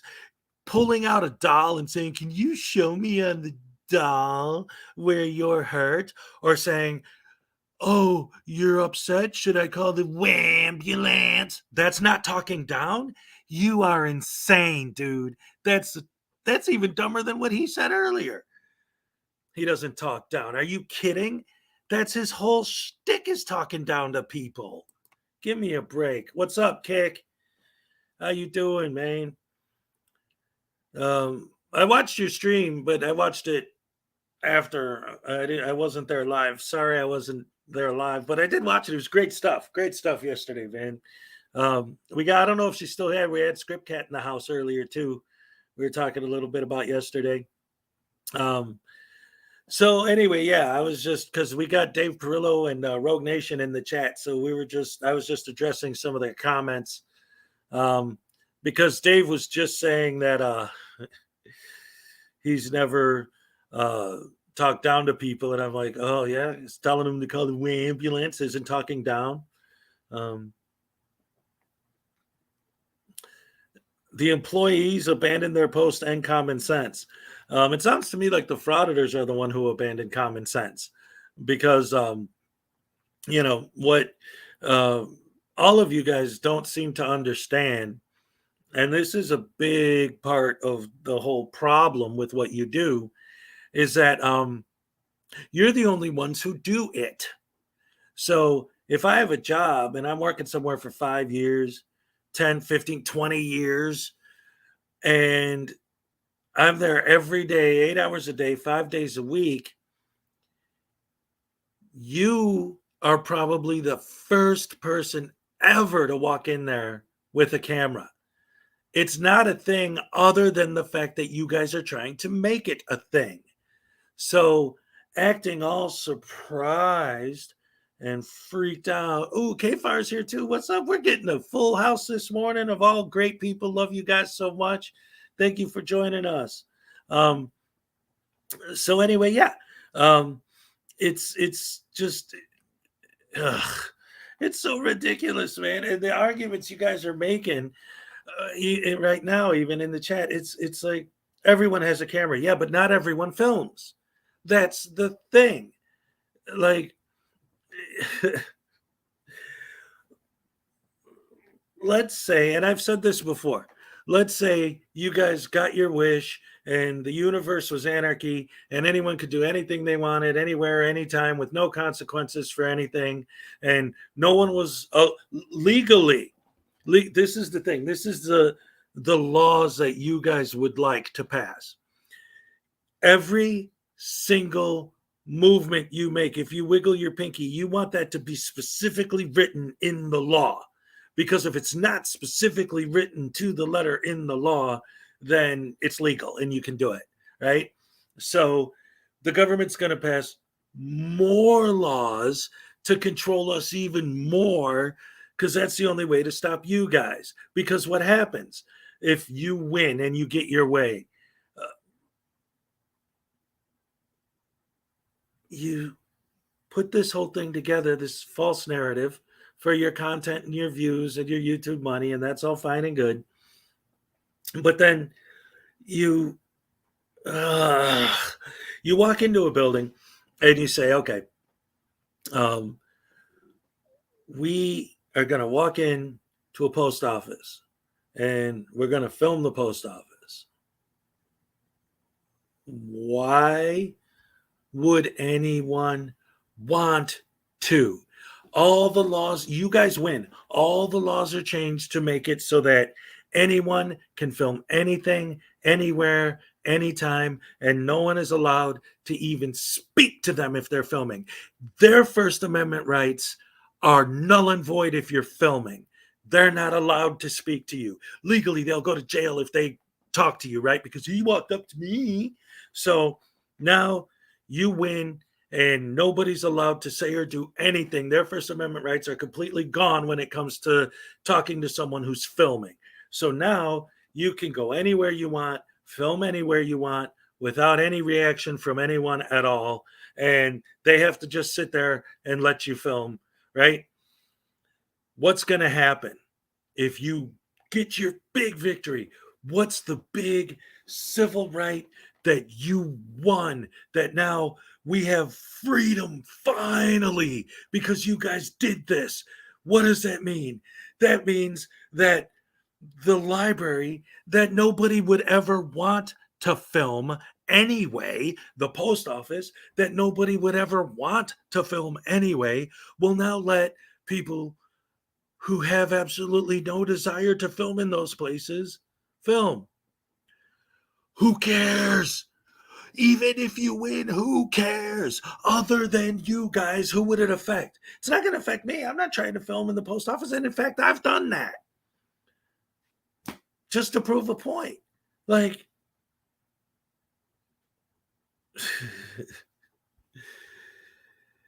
I've got a plan. If I ever run into an auditor in person, I got a whole plan of how I'm going to deal with it.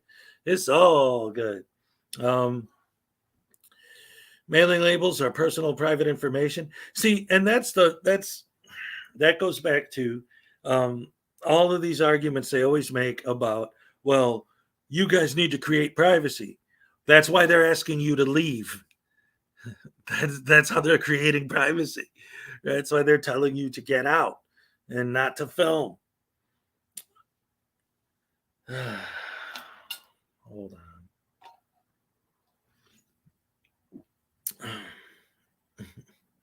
Well, one of my plans over the next couple days, because I'm in the path of Ian over here, is depending on how bad it gets. Obviously, if it's like dangerous, I'm not gonna fool around, but I would like to audit the hurricane. I just think that I could make a funny video out of that if weather permitting, it's even possible.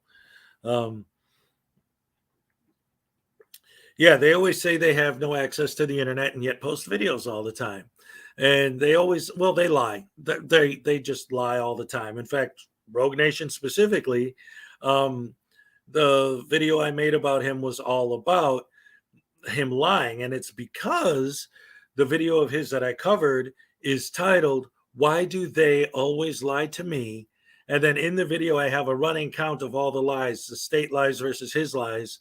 And in the end, I think it was 0 for the state and 7 for him, right? So whatever. That hurricane is a tyrant. How dare it tell me that I'm going to get killed by a hurricane. No, yeah, no, I would, like I said, I would never do anything that was actually bad. I just, like I said, if the weather's not that bad, but it's something I could, hey, how dare you try to violate my rights by coming over here and knocking over my chair with your wind. It's GoBummy account doesn't have to work.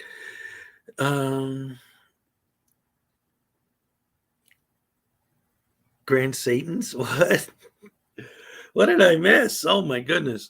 The hurricane is tyrannical. Make sure you get the badge number. Yes, Stephanie, there you go. I'll get the badge number from the Storm. What's your name and badge number? Because I want to paint a picture that I'm in control of the situation. That would be funny. Rogue is a law student and is going to do great things. Okay, once again,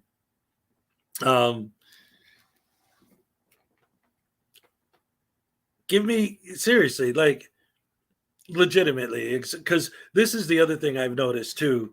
When I interview these guys, when I have them up on my panel, I've had Rogue Nation up here a couple times. I've talked to Audit them. I've talked to what's his name? Direct E, obviously. I did the interview with. I've had my share of conversations with these guys, and one of the things that they always like to say when I ask them questions, like really honestly, legitimately trying to understand their argument, I don't have to answer your questions. I don't answer to you. Okay. So then don't get mad at me when I don't know if you won't tell me, because it's the exact same thing they do when they audit. I don't answer questions. Well, no wonder they don't know what you're doing and why, because you refuse to tell them what you're doing and why. Duh. Like, how could that not?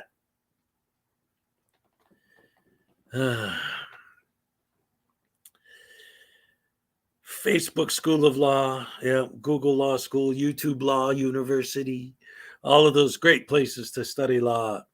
And then what are you going to do? You're going to go to law school, and if you pass the bar, just like what? People are going to get arrested, and you're going to say, well, were your feelings hurt? Your feelings don't affect the law, so too bad. Oh, Rogue, now let's not do that. Careful. I got some mods in here with some happy trigger fingers, so I'd like to keep it respectful. Let's see. If you want to explain your side, that's fine, but come on now. You can video in a public library. Okay. Once again, I'm asking you guys, David and Rogue, I don't answer questions. I legitimately want to know. Okay. If you get your ultimate goal to just leave everyone who films alone, what changes? Because nobody even wants to film except for you guys. And you currently are filming. Let me repeat that. If you Google or go on YouTube and search for First Amendment audit, there are going to be hundreds or possibly even thousands of videos of First Amendment audits. In other words, you guys already are filming. So what is it exactly that you're trying to change? Mission accomplished. The audits would stop. So then what's the point? We're going to make it so that anyone could go into anywhere filming without any contact from anyone about anything. And then we're going to stop filming once they let us film. But you're already filming, or these First Amendment audit videos wouldn't even exist. So it's already a thing. You already are doing it. And if they don't if you stop auditing when they allow that law, then what did you change? You changed the law to make it so that anyone could go in anywhere and film, but nobody wants to. And if you guys stop, nobody's going to. So what was the point? What was the point? What did you do? You did nothing. Where's this, like the real civil rights movement that took place in the 1960s, for example, changed the laws to where segregation became illegal. You could no longer put a no black sign on the front door of your business, right? That's a real change. That actually affects the general public, right? But the civil rights fight that you guys are on is to make it okay so that they can film stuff that nobody wants to film except for you. And you're already filming it anyway. Otherwise, your videos wouldn't exist. So what did you do? Nothing. Pat yourself on the back. Hey, I made some YouTube money. Let's see. Let me up and I'll tell you. Ah, crap. All right.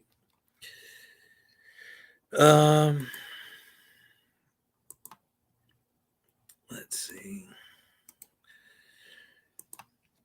All right, come on, Rogue. Let's go.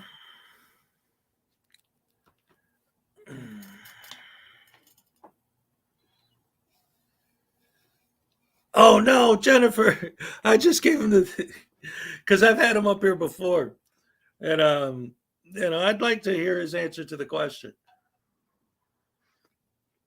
Why'd you have to say that after I sent the link?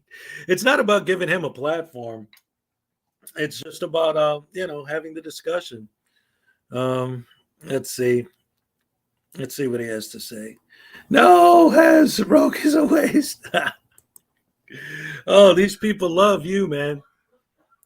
I know. I got fans everywhere, buddy. Holy cowabunga! All right, so what's up? What's the answer? Well, first things first. I don't see no breakfast. I'm kind of hungry. Kind of misleading. Are you lying? No, man, I ate. You got some grits or something for me? What? I thought we're having breakfast with you, buddy. Yeah, man, you eat breakfast while you're on there. I can't give it in the screen. That'd be fun though. All right. Yeah, that's legitimate. Yeah. Listen. Once these people get acclimated to people filming them, see what we have now is we have people that go into government offices and they get mistreated. They get all kinds of stuff put on them, charges and such like that. And when you go to court, it's a presumption under the law that the public employee is always telling the truth and the citizen is always the one that has to prove their innocence, right? So once people are acclimated from us recording in there without calling the cops and without having these people tased and beat, then more and more people will start recording their own personal interactions for their own evidence, for their own protection. And that's something that we should all be happy to have, is the opportunity to record our interactions, our personal interactions with our government employees. Wouldn't you agree? But you already do. That's why your channel exists. To a certain point. A lot of times when I go in there to record my personal interaction, aka my FOIA request, there seems to be a lot of blowback. There seems to be a lot of cops called. There seems to be a lot of false charges or arrests put on me. So until a citizen can go into a government building in a public area and record their personal interaction with their government employees, then yeah, auditing will continue. Yes. Okay, so first of all, because there's a lot to unpack there. Because one of the first things you said is like, well, these people are mistreating everybody. What's your definition of mistreating? Not complying to your immediate demands, or what? Well, it has nothing to do with me. I'm just going over what the reviews on these businesses say, what the people that email me say, that kind of stuff. It's not my personal. For example, in Easley, South Carolina, it wasn't my personal interactions that brought me out there. It was people within the city government that emailed us that said, hey, the mayor's out of control, this and that. So then I go up there with my camera and then I start to film. So it's never usually, me just saying, oh man, I think these guys are tyrants. What it is usually local citizens that contact me and say, hey, this and this and this has happened. Can you look into it? Such and such. Now, here's a perfect example. Easley, South Carolina, the city mayor, Butch Womack, used to be the fire chief there, right? During his reign as fire chief, he was accused and brought up on charges of neglect of his father and stealing $50,000 from his own father. Now, what happens, do you think, when a person that steals from his own father gets into the position of being able to steal from taxpayers? Do you think he steals or no? Okay, so this is what I always talk about with false equivalencies, right? Because you walking into a building and saying, yeah, I'm here to make a FOIA request, and the lady you're filming saying, well, I don't feel comfortable with the camera, and you saying, oh, your feelings are hurt, should I call the ambulance, blah, blah, blah, blah, blah. What does that have to do with you exposing the guy who took the money, which apparently, from what you're saying, he already has been exposed? Those are two different things. But you're the one making the comparison. No, I wasn't. Oh, okay. So then what was the point of bringing that up? Of bringing which part up? Any of it. You're talking about somebody doing something wrong, and it's like, okay, if you were out there exposing those things, I would get that. But that's not what you're doing.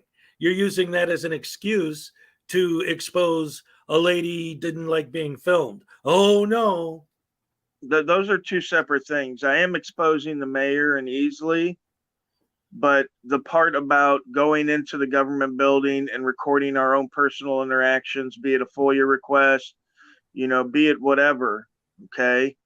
Those are two separate things. Right. I don't have to go into Easley because Upstate SC's already been up there recording, so they know it's permissible, that sort of thing. But I'm taking my camera up there to Easley to document the way these people, treat not only Upstate, but even, regular citizens, and not just citizens, city council members. Okay. I don't know if you saw my last one, or actually I didn't put it out yet, but Upstate SC has it on there, where the city councilwoman comes in and was telling us all the things that the mayor was doing to the city councilwoman. So, I mean, we can act like these issues don't exist and just, sit on our couch and get mad at people that want to expose them. Or, we can actually do something, which a lot of people don't have the time to do. I know a lot of the guys in the watchdog community play video games, and, they're busy like stalking El Samo or Chili. They got to watch every live stream of his. So they really have no time to worry about what their own city government's doing or anything like that, So I know people are happy when their property taxes raise and they try to blame one party or the other party because that's how their belief system's set up. You know what I mean? Yeah. It's always the other guy's fault. You know what I mean? When my guy gets elected, the government's truthful and honest and everything's in order, You don't see that? You don't see that at all? No. You don't see the Republicans bitching right now about how the government's all corrupt. But if Donald Trump gets reelected in 24, well, then the government's perfect and they're not corrupt, right? You don't see that happening every 4 years? No, see, this is You don't one of really? the, You don't see that happening? You don't see that happening? You don't see one side I didn't bitching say about the that. other side being corrupt? I didn't say that. Listen, Oh, okay. hear me out. Hear me out. All right. I'm letting you talk. You let me talk. All right. Boy, this, see, because you said a lot. Again, there's a lot to unpack there. First of all, addressing that issue specifically, it's never that I don't understand that there are problems. It's not that I don't know that there are things in the system that need to be fixed.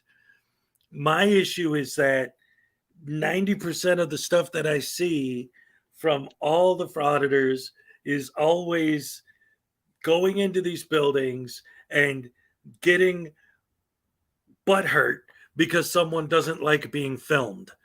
Like, what does that have to do with any of the things you're talking about? It's like it's almost like, hey, why did you film that lady when she asked you not to be filmed, and just as a decent human being respectfully say, oh, I'm sorry, I won't put you in this video? Like, the answer is, well, because didn't you read the news story about that cop who got busted for doing something wrong somewhere? What does that have to do with the lady sitting behind the counter? What does that have to do with the dude that you're getting in their face? And, well, okay, I didn't literally stick my camera in their face. Okay, fine. But when they specifically ask you not to film them and you continue to film them after they ask and insult them for asking, how is that equivalent to any of the things you're talking about? Exposing government corruption. Someone not liking being filmed isn't corruption. It's someone not liking being filmed. That's all. Why does it have to be like there's this whole big, huge, insane conspiracy behind it? Well, why don't they like being filmed? Aren't we filmed 24/7 outside of our house? Oh my God. I'm just asking. I'm asking a question. Why don't people like to be filmed? Are they doing something wrong? I don't know. Why don't you like to give your name and ID? Are you doing something wrong? Well, that's part of our rights, not That's having part of any their identity. rights. They can ask you not to film them. There's no right not to be filmed in public. I'm sorry. Where do you guys get that? No, but see, that's always twisting everything, right? So how is that twisting? Do you have a right not to be filmed in public? Yes or no? Do I have a right to ask you not to film me? You have a right to ask whatever you want. Do you have a right not to be filmed in public? Yes or no? It's not a yes or no question, because that's not my point. That's not my point. You're taking what I'm saying out of context and changing it. Okay. Regardless of your point, it's a simple question. Do we as citizens have a right not to be filmed in public? There's no expectation of privacy in public. Those are the magic words. So you understand that there is no right to not be filmed in public, because we're all filmed in public, correct? Right. So is it possible? And I know, well, that's not what I'm doing. I get that. But there's this thing that, like, if you're filming me, if there's cameras in Walmart, I know that they're there so that if there's a robbery or something like that, they can go back, look at the tape, and see what happened. Is it possible that someone can misuse that footage? Yes. But I know and understand why those cameras exist. When you come in with your camera, I have no idea why you're filming. Maybe you're filming me because you're a weirdo and you want to use the footage to go do something funky later on in the bathroom. Or maybe you're filming in the post office because you want to get the names and addresses off of the stuff and use them to dox people or to try and identity theft. I don't know. And when I ask you, you won't answer. That just makes it seem like you're doing something wrong. Do you legally, technically have the right to do it? Yes. But acting like you don't understand why someone might be upset or anything about what you're doing is just, it's either disingenuous or you actually are that stupid. No, I understand people don't like to be filmed, you know, at their workplace here and the government. I also understand that without that evidence, then, I mean, nothing Evidence of what? Of whatever's going on, of whatever is going on. Not just myself. I'm talking about regular citizens that go in to interact with their public servant. For example, if I was to go in without a camera, right? Say, unless I want to get my social security number redone, you know, I want to get a new card or whatever, you know, I just got married or I just changed my name, I need a new social security card. And I go in there and they treat me like shit. And I come out here on YouTube and I say, hey, Hezokuai, you know, these guys at the Social Security office treated me like shit. Are you going to believe me? What's your definition? Of what? Because from the videos that you post, it seems to me that your definition of being treated like shit is they didn't bend over backwards to bow down to you and lick your boots. Okay. Do you believe that public employees mistreat anybody? Let's start there. Anyone can mistreat anyone in any given situation. But the problem is, when you guys make this argument that you're trying to get an organic reaction, you're trying to document the way they, like what you just said. Someone walks in there and they get treated poorly, right? And there's no camera there to prove that they were treated poorly. That's different than you walking in with a camera and being treated a certain way because you have the camera. Like the fact that, and again, it's not the camera itself, it's the cameraman, right? When they try to talk to you and you get sarcastic and you don't answer questions and this and that, that is going to affect the way they react. If I walk in there and I say, yes, I'd like a FOIA form, and they give me the form and I fill it out, where's the that he treated me like shit? And just saying, well, but nobody was there to film it. Yeah, but if you're filming it and they say, hey, I don't like to be on camera, you can say, okay, and point your camera down so that you're not filming their face, but you're filming the form they're giving you and you filling it out, and the audio you're picking up of the conversation, and they say something bad, you'll have that. But that's not what I'm seeing in these videos. What I'm seeing is they ask you not to film, you refuse to stop, you get sarcastic, you talk back. Then, now that you've elicited a negative reaction, hey, see how bad these guys are? Well, yeah, they're acting that way because of the way you're acting. They're responding to your activities, to your lack of any discussion with them about what's happening and why. And then selling it to your fans as, see how these people act? No, that's not how they act. That's how they're acting because you elicited that reaction. Because I had a camera, right? No, because of the way you acted when they talked to you. That's the thing. It's like you guys never seem to make that connection. It's like if they say, I don't like being filmed, will you please not film me? It's not the fact that you're filming them. It's the fact that when they say that, your response to it, your response, not the physical holding of the camera itself, but so it's me telling them that it's my right to film, and as a public employee, it's our right to film them in the course of their duties. That's what sets them off. No, see, no, it's not the fact that you're talking about your rights. It's the fact that as a human being dealing with another human being, having common courtesy and being polite, that's impossible for you guys. You immediately have to go into, well, legally I can do this. I never said you legally couldn't. I just asked you if you wouldn't.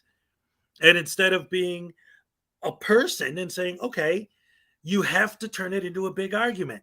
And then when it becomes an argument, because that's what you turned it into, then they're the ones who are the bad guys. So let me ask you this. When a cop pulls somebody over and he asks to search their vehicle and they say no. What does the cop say? Does that say that makes him suspicious? False equivalencies again. We're talking about the audits you're doing. You're talking about getting pulled over, and they're But asking to search what your I'm car. saying is, if somebody doesn't want to get video recorded, I find that suspicious, seeing as how their whole family's been on Facebook, 5,000 pictures for the last 10 years. I find it strange that these people who live the TikTok, Snapchat life, for some reason are afraid of a camera. I find that suspicious. Do you not find that suspicious? So you actually do that much research on every single government employee in the country to see how often they've been on Facebook and how often they've been on TikTok before you go in there? Wow. That's amazing, dude. You must never spend any time doing anything else except for background searches on all government employees to see if they've ever used the internet before. What the hell are you talking about?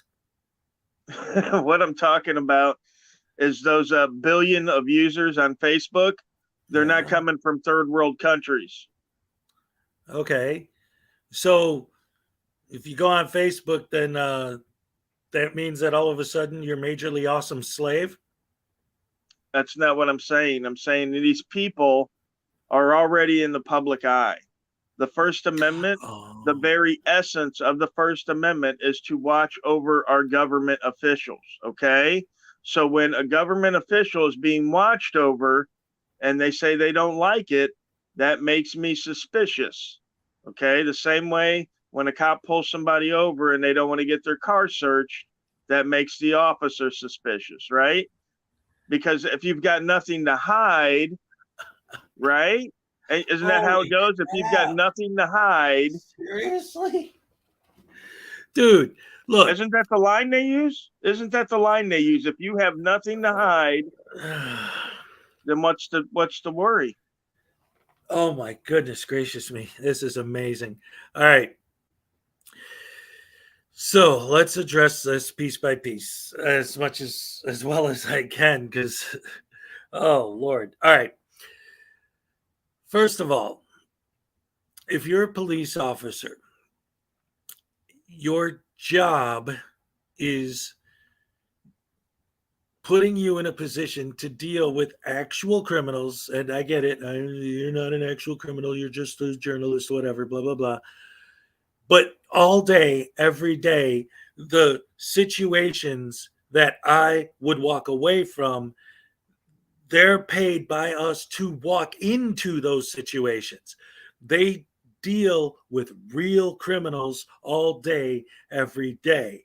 And they, hold on. Sorry, I had to sneeze. So they see it. Oh my goodness, I'm sorry. All right. They see it all the time. They pull someone over. And first of all, I've been pulled over. Okay. I wasn't born yesterday.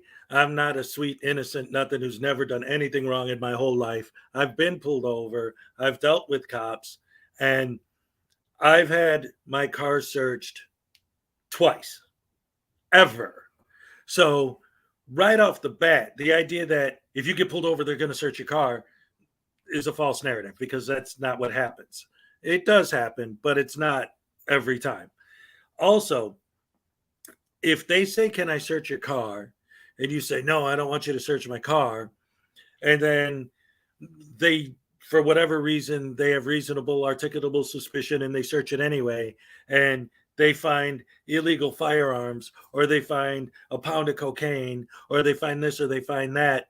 It starts to build up this thing where, you know what? There is a reason to be suspicious when someone says no, because I've seen it 100 times where they were lying.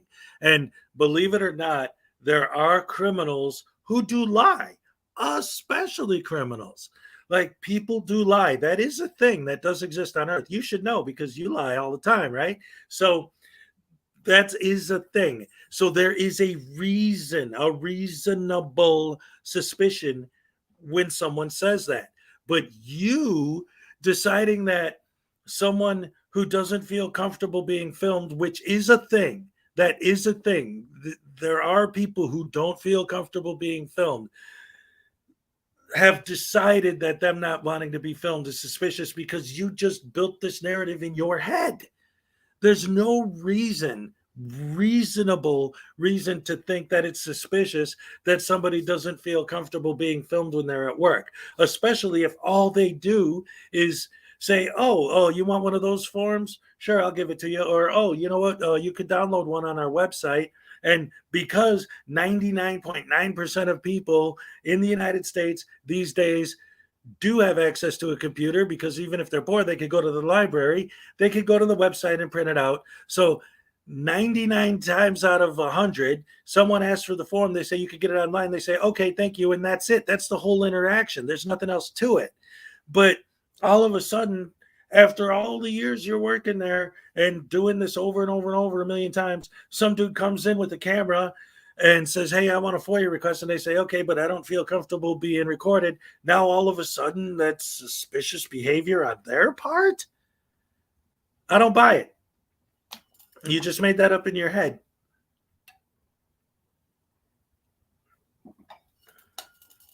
So there. Did I lose you? Or you're letting it sink No, in? let me ask you this. No, let me ask you this, because you made a great point there with the cops dealing with criminals all the time, and them saying no to searching is suspicious. Is there any criminals in government? More false equivalencies. Of course, there's criminals everywhere, and there's honest people everywhere, including in the police. So, hold on. Let me finish. So you agree that there's criminals in government? Of course. Would they like to be recorded? Oh my God. Yes or no? Again with the false equivalencies, dude. Come on. Okay. There's no false equivalency. I'm asking you a question. Yeah, but there's obviously a line to your questioning. You're trying to make a point, and I already know what you're going to say or what you're trying to get at, because I've heard it before. What's that? Point it out for me. What am I trying to say? When you're doing your audits of government employees, you're holding them accountable and trying to expose the criminals within the justice system and the government and blah, blah, blah, right? Sure. Okay, so saying that, like, I know for a fact that there have been senators that have gotten in trouble for this, or congressmen that have gotten in trouble for that, or somebody, maybe it was you, I don't remember, but somebody was telling me about somebody who was working in a government office that got busted siphoning money, for themselves, and they got in trouble for it, and they went to prison and blah, blah, blah. Great. So again, the question is, how does what you're doing have anything to do on any level with any of those things? You filming yourself, asking a lady for a FOIA, exposes criminal behavior exactly how? Well, in my situation, what happens is usually I'll show up to these towns and I'll do some recording. And a lot of times, like, I don't catch people red-handed with their hand in the till. But what happens after is that I get emails from people that said, hey, I saw that you were in my city. I couldn't talk to you right then, but here's some information for you about what's going on in the town here. And that's usually how I get a lot of my information. Like, for example, with the Easley, South Carolina thing, the part-time mayor has issued himself a car. Okay. And this car has lights on it. Looks like an undercover cop car or something like that. Right. So we asked what the color of his lights were on his vehicle, or Upstate SC asked him what the color of the lights on were of his vehicle. And he didn't want to tell him. He said they were purple. Well, I got an email from somebody that works at the fire department there in Easley, and they told me exactly what the color of the lights were. And they also told me that the administration there does not allow them to have sick time Okay. They have to use their PTO, paid time off. So what happens is when people realize that people are interested and trying to help expose what's going on, then we get information that allows us to do a better job, more so than if I was just sitting on my couch not recording anything. I mean, hell, for 40 some odd years, I said, I went to work, 2 jobs, took care of my family. I didn't get one email from any government employee telling me, hey, something's going on here, something's wrong, we need help. I never got those emails until I started going out and auditing. How many emails do you get from government employees saying, hey, we need help here? Okay, so I want to make sure that because I think you kind of lost me there for a second. I apologize if I misunderstood. So you're saying that you got an email from someone in the government to expose that someone used the wrong color lights? Maybe, yeah, you definitely don't understand. Okay, the mayor of Easley, South Carolina. Yeah. Okay. He, I don't have any. He, sorry, I had to talk to the wife for a second. He's not supposed to get a car at all.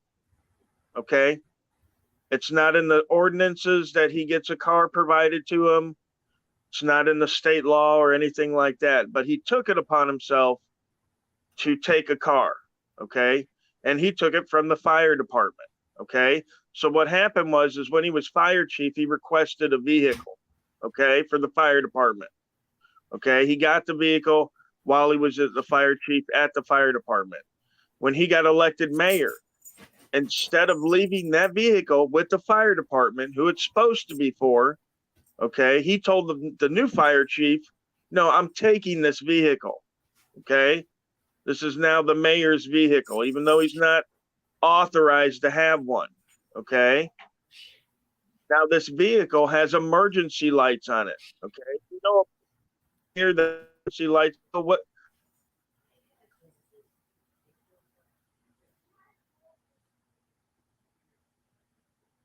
So he's got these emergency lights on his vehicle. The vehicle he's not even supposed to have. Okay. He's charging up a whole bunch of gas on the city dollar that he's supposed to have. Okay. And the only reason we found out any of this is Upstate SC News went up there and he videoed, and people saw that Upstate was concerned with what was going on with the city. See, because in a lot of instances, you can't make a complaint as a city worker. Okay, if you're a secretary there under that mayor that's being treated like shit by the mayor, who everyone agrees is treating his employees like shit, okay, they can't make a complaint to the mayor, can they? That doesn't because they're making a complaint on the mayor. Oh, so you filed the complaint with the governor? No, I haven't done any of that yet. I'm still looking into the allegations, and I still got some city meetings to go to, and I still got some documents to get. But right now, as it stands, we found out that the mayor has used 2,900 gallons of gas, which equates to about 880 miles a week that this mayor is driving, even though he only lives a mile away from City Hall. So we're speculating right now. We don't have the goods on it yet, but we're speculating right now that he's also taking his wife's vehicle up to the city gas pump and filling her gas up as well. And this kind of stuff is rampant throughout the country. There's stories all over the internet of people, stealing gas from pumps, city pumps, stealing money, all this kind of stuff. Okay. Any city you look at, you Google, you're going to find someone that's been busted for corruption, bribery, fraud, all kinds of good stuff. Okay. So we know that there's criminals in government the same way we know there's pedophiles in the Boy Scouts. Okay. Because that kind of job leads people with those kind of grifts to those jobs. Okay. Just like Butch Womack stole 50 grand from his dad when he was the fire chief. What do you think he's going to do as the mayor? Of course he's going to steal. A man that would steal from his fathers is definitely going to steal from the taxpayers. Wouldn't you agree?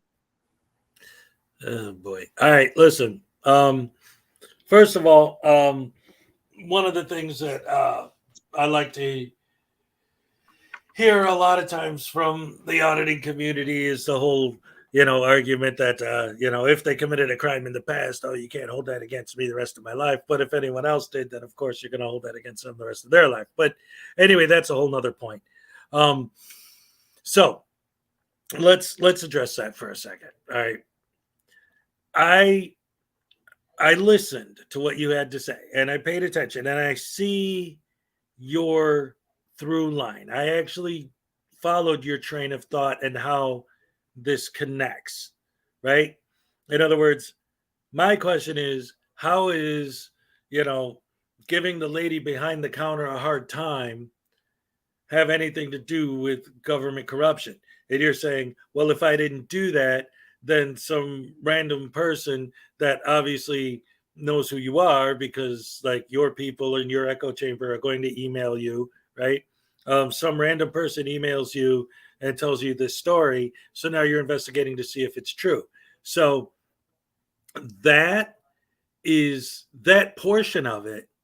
The idea of if this guy actually is doing something that he shouldn't be doing and you're exposing that, I have no problem with that. If somebody actually is doing something wrong and you expose that corruption, I have no problem with that. If they're actually doing something wrong, they need to get in trouble for it.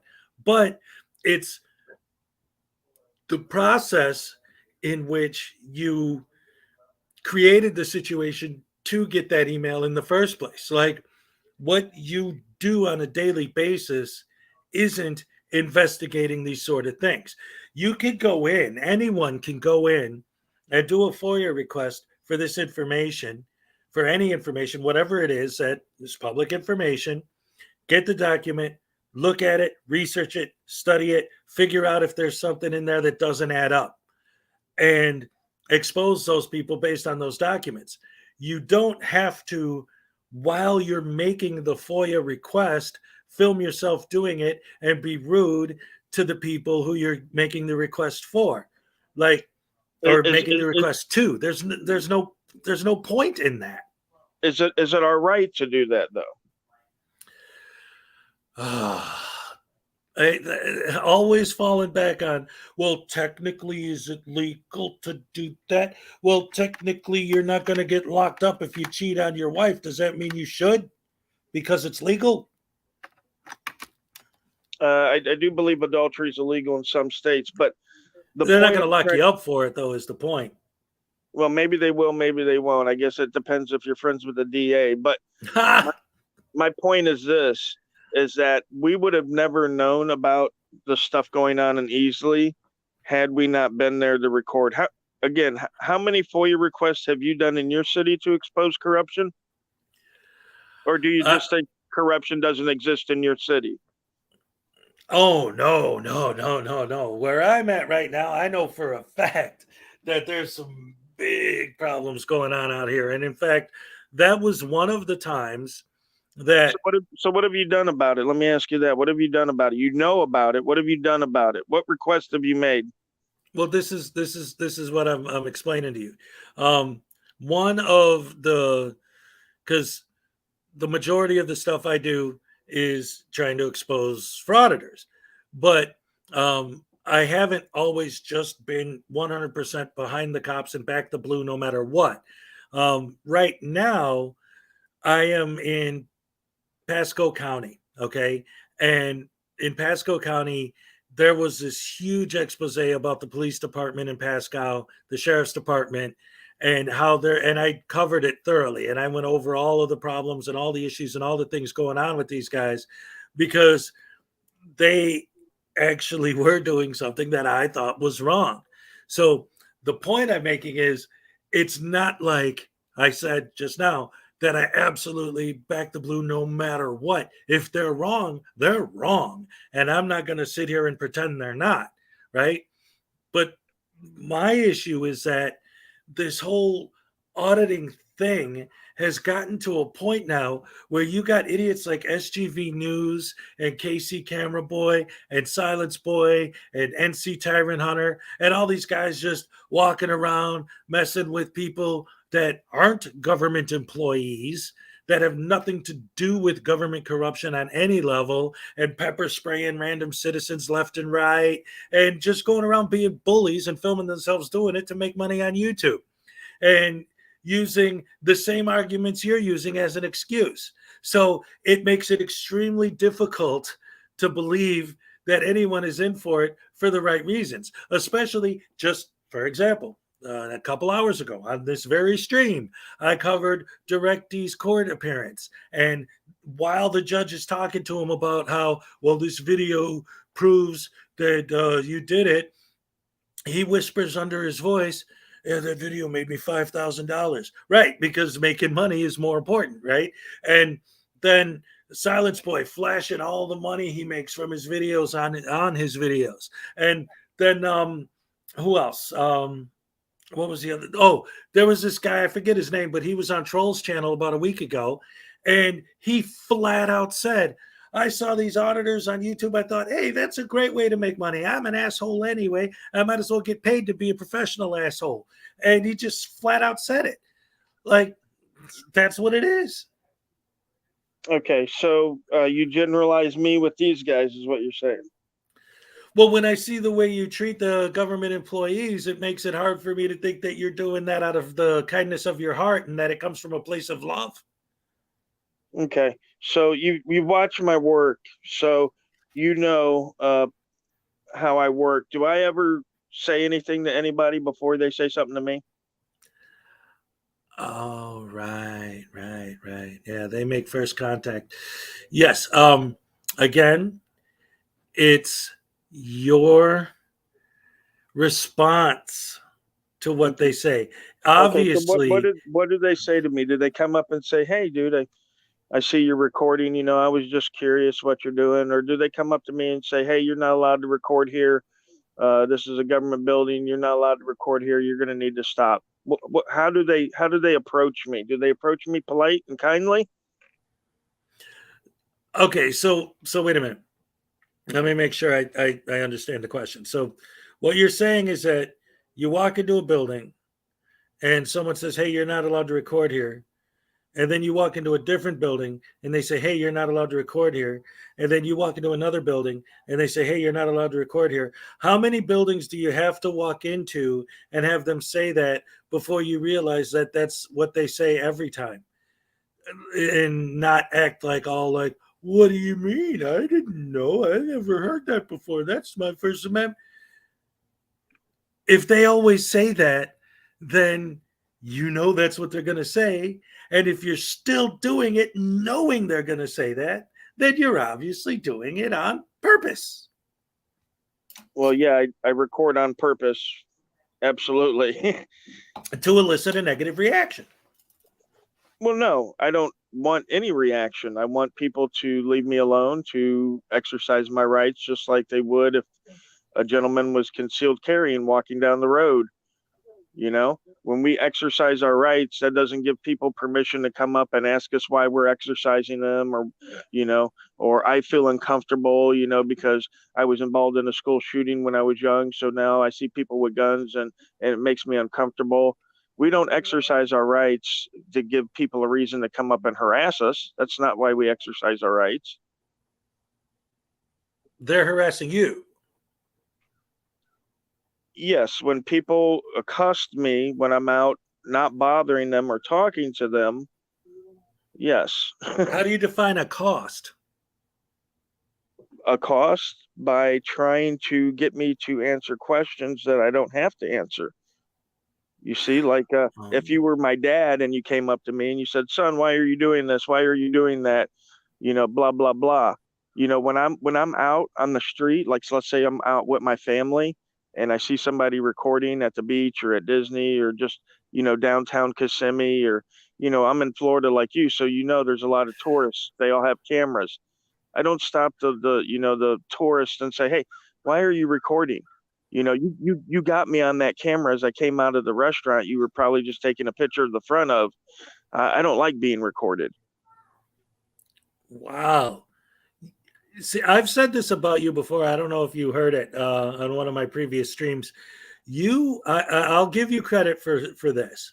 You are an absolute expert level false equivalencies. So when people are out recording at Disneyland, for example, that's a thing. That's why nobody says anything, because everybody does that. But nobody films in City Hall except for you guys. Of course, that doesn't seem weird to people when they see you in a place like that. Right. Now, why don't they film in City Hall? Because there's no reason to. No, that's not it. It's boring. Why would you want to film because they're that? afraid of being thrown in jail. No, like there's what no happens desire. to us. There's no desire. Oh, there is a desire. There is a desire, Yeah, my by friend. Every day frauditors. every day I get more and more emails by regular people that are tired of being treated like such, and they take out their phone. A perfect example is a video I did called The Gentleman's Day Out, where a regular citizen who watches our videos went to the county building to get his license renewed. It was a gun permit license renewed, and they gave him a whole bunch of crap. When they gave him a whole bunch of crap, he then took out his phone and started recording how these people were treating him. Okay, so unfortunately for the watchdogs, not only are the auditor movement growing, but regular citizens are now realizing, hey. All right. So that interactions be evidence.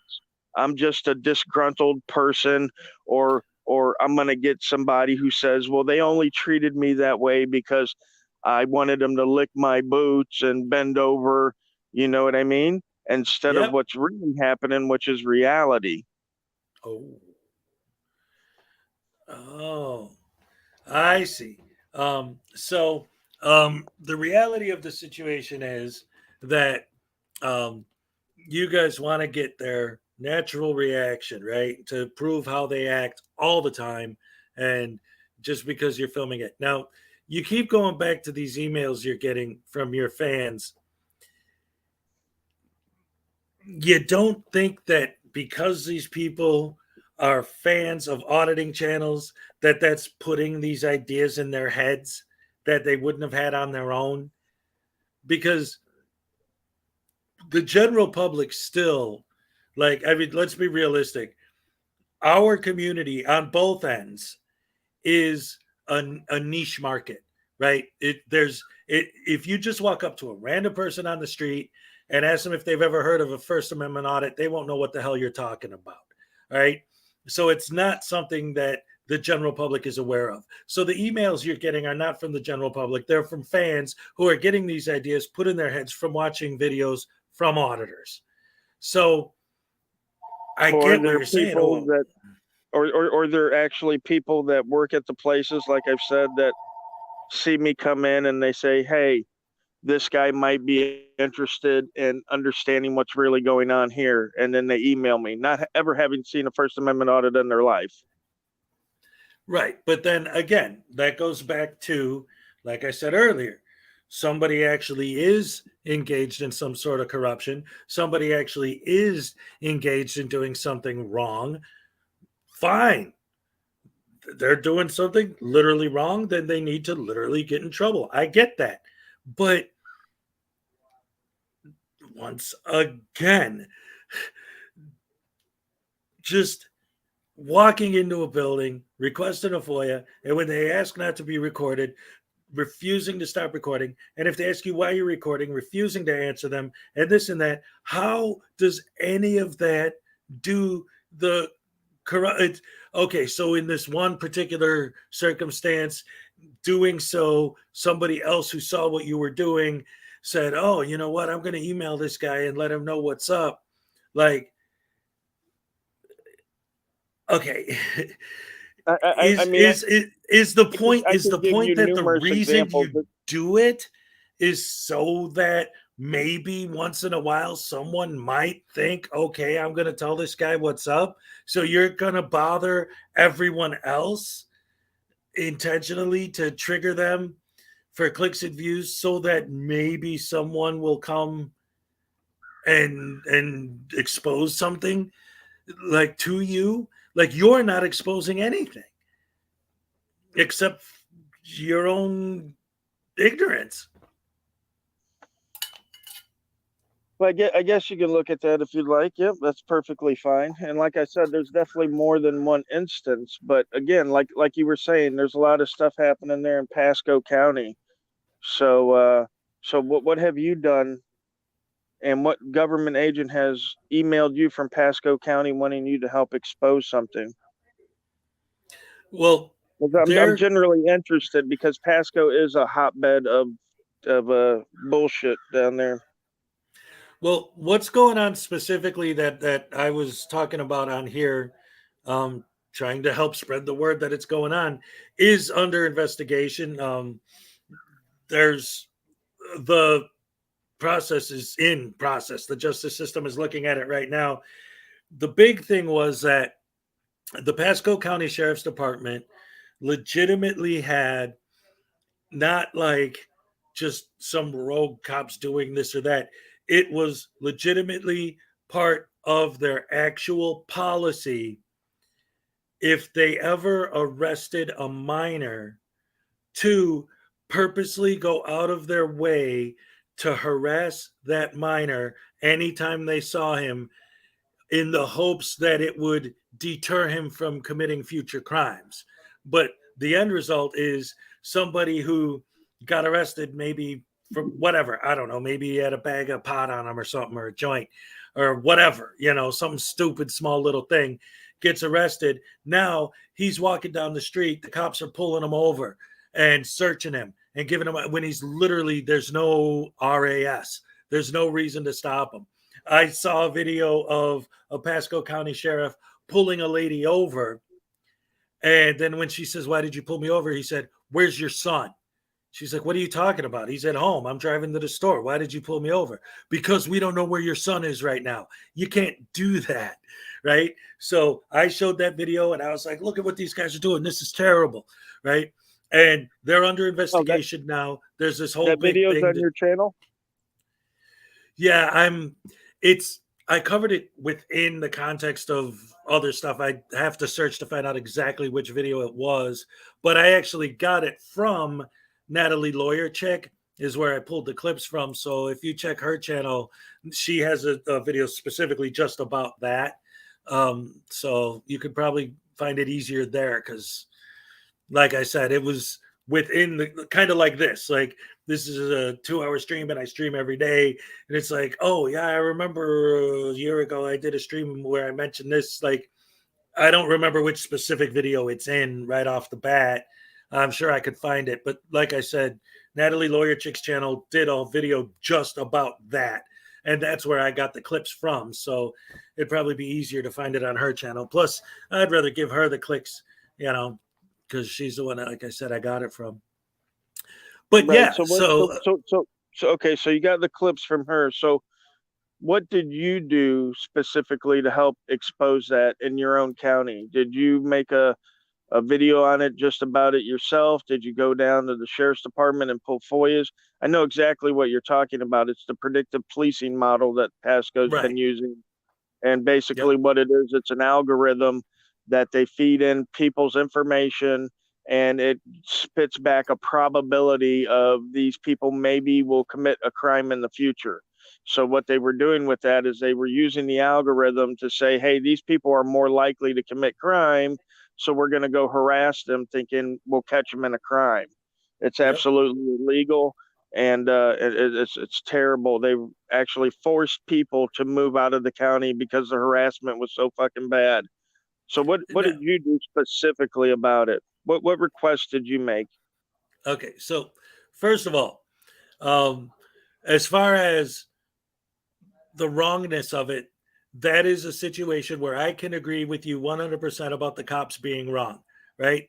Now, as far as me personally physically taking action, the extent that I did was like the extent that I do with you guys, is doing it on my channel, covering it, putting it out there for people to, see, and, spreading the word a little bit.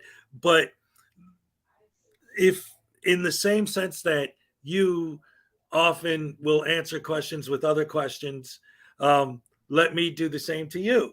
All of these FOIAs you're doing, all these things you're doing, you're talking about, well, I got an email from this guy telling me about this stuff. Okay, but what did you do? Well, I filmed a lady and told her that I got salved for her because I hurt her feelings. I mean, how does that make you like? Well, what I do is I put the stories out on my channel. I actually me go too. and I FOIA request so I can see that story by itself on your channel. Now, like I said, I would have to find which specific video I had because that was a while ago. Okay, I'd have to dig through, but it's on there. Okay, so when I do my stories, I actually do more investigation than what they just email me. Or, I don't just take a clip I see on Natalie's channel and put it on mine and say I've done something. I actually take that clip and I would go and I would make requests and I would try to find out more information than what was provided on a video clip I took off somebody else's channel. You're saying you didn't do any of that. You just took the clip, put it on your channel, and patted yourself on the back for exposing somebody, right?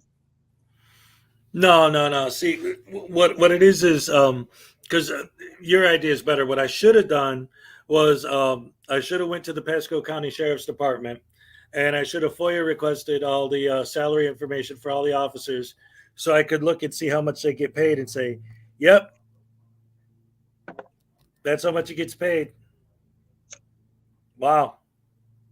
It's a lot of money. Cool. Yep.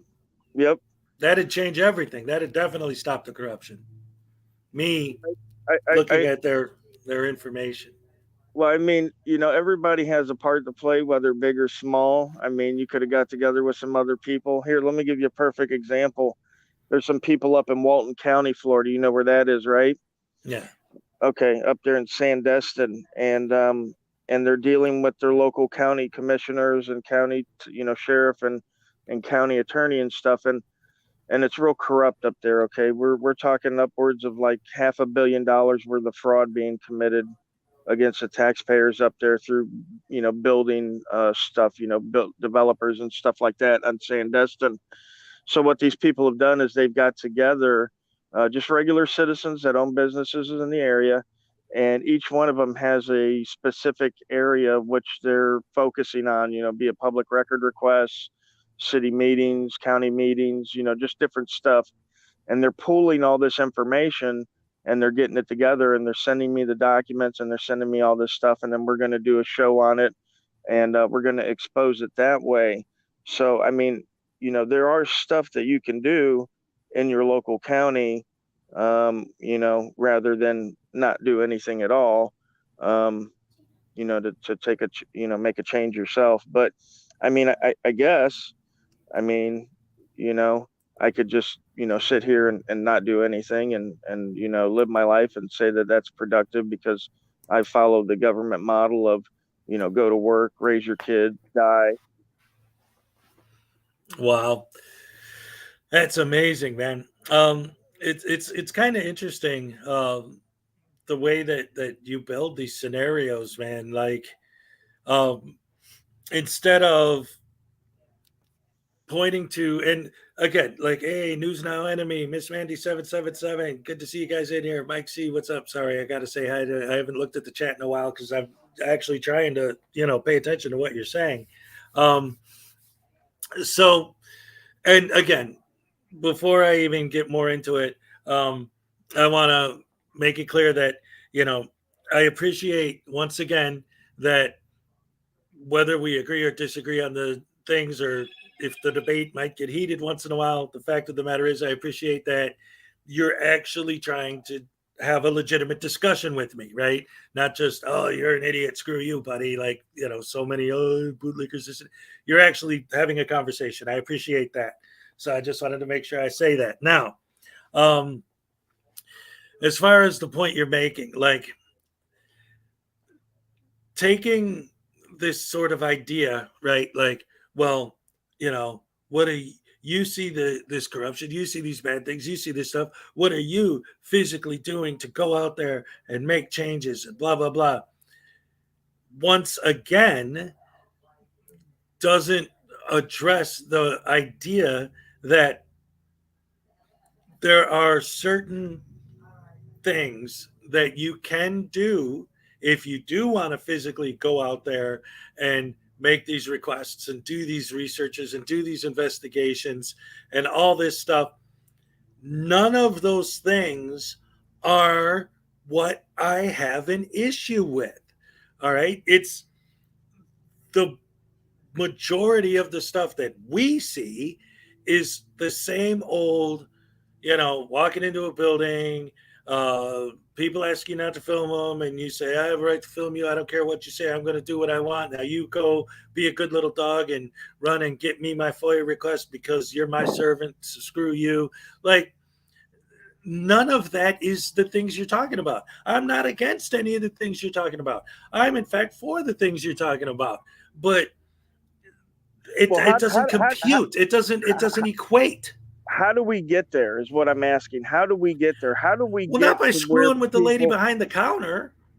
No. To the film in the government building is, again, just to acclimate them to the fact that we're allowed to do such, okay? I envision a day when I go in to investigate stuff that I've gotten tips on with my camera without getting arrested or threatened with arrest or kicked out of a place where I'm allowed to be, okay? That's the whole point, okay? You can't go in and investigate stuff with your camera if you're going to get kicked out every time, if you're going to go to jail every time, okay? And again, me sitting at home not doing that has led me to absolutely 0 tips on government corruption, okay? If you're truthful, you would say that you've gotten exactly 0 tips from government employees wanting you to expose government corruption. Am I correct? Why would I? Exactly, because you don't do nothing to show that you're interested in exposing government corruption, correct? Well, I mean, that's there's definitely enough people that are out there trying to do it already. I get it. It's your civic duty to go out and do that. Yeah, okay. But oh wait, sorry, I'm just looking at the chat because my dog was barking in the background. Anyway, all right. So this is another thing that I hear a lot from you guys. It's like, well, we're out there doing the work and doing this and doing that. Once again, I don't have a problem with that. I support that, but it's, since we want to build equivalencies, it's like the point that I made a few days ago, where I was talking to someone about the whole license plate thing, right? And the idea, like, well, you don't need a license plate, blah, blah, blah, whatever. That's whole sovereign citizen thing. That's something else. But just as an example of the type of thing, right? So if someone comes to me and says, hey, I think that they charge way too much money to renew your license plate, I will back them and support them 100% on trying to take the necessary action to lower the price. But to tell me that license plates shouldn't exist at all, to me, is ridiculous and insane. And it's the point I'm making is that, to me, it's the same thing. It's like you're making these arguments that, of course, I agree with, because yes, there's government corruption. Yes, there are bad cops. Yes, these things happen. But saying that because sometimes people email you tips about corruption in the government because you're doing what you're doing, justifies your behavior. Like if you went in there and were doing an audit, but being polite to people, but making it clear that you were there to try and expose government corruption, then how do you know you still wouldn't get contacted by someone who found you and emailed you? In fact, it'd be easier for them to contact you because they know who you are, because you didn't, I don't answer questions. I mean, how many people didn't contact you because they didn't know who you were because you don't answer questions? Well, I always leave my business card for my See Something, Say Something program, which has my contact information on it. You could walk into a building and you could walk into a building and just leave a stack of your cards there and not contact anyone or film anything. Well, no, it's a right of mine to film. See, this is what's going to happen. It's always going to be there. Okay. Ever since cameras have been invented, now it's here. There's no going back. Okay. Because again, I've actually read what the founders intended the First Amendment for. I've read what Justice Cooley wrote in the General Principles of Constitutional Law about what the free press is for. And every historical legal scholar agrees that the right of the free press is the right to watch our government officials in the course of their duties and to bring that information to the other citizens so they can make informed decisions about who's running their life. Okay. So auditing is never going to go away. Okay. Just like free speech will never go away, even though people are dissatisfied with the Westboro Baptist Church. Okay. Everybody can agree that they probably don't use their rights correctly, right? Everybody can agree that with they don't them use specifically. Yeah. Okay. But yet I see no channels dedicated to exposing them. Why not? Well, one, everybody already knows, and two, they do have the right to do that, and nobody's arguing that. Nobody's arguing that you have the right to film. But you guys not are arguing I have the right to film. Everybody says I don't have the right to film in government buildings. That's the whole thing. Everybody's like, "Oh, you're not allowed to film in there." Oh boy. Okay. So once again, you want to have that discussion with those people in that situation. That's different than, no, you're wrong. I have the First Amendment right. Shut up, leave me alone. Do what I say because I said it. That's the attitude. It's not, well, actually, let's talk about the policy or whatever that you're trying to enforce and, maybe come to an understanding of what's going on and why and this and that. A lot of times I see that they try to point you to the department that handles that sort of thing, right? And that becomes a line, right? Like I've said, I've actually audited a post office just to prove a point. And I already know where this is going to lead, but I went in there and I did this crazy, absolutely insane thing. And I know that your brain's probably going to melt when I say this, because you're not going to believe that someone would do something so ridiculously insane as what I did. But what I did was I went into the post office and I asked if it was okay if I filmed, and they said, "Go ahead." Can you believe it? Can you believe that I asked and they said yes? No. Holy cow. What an amazing thing. You had to ask. No, I didn't have to. I chose to.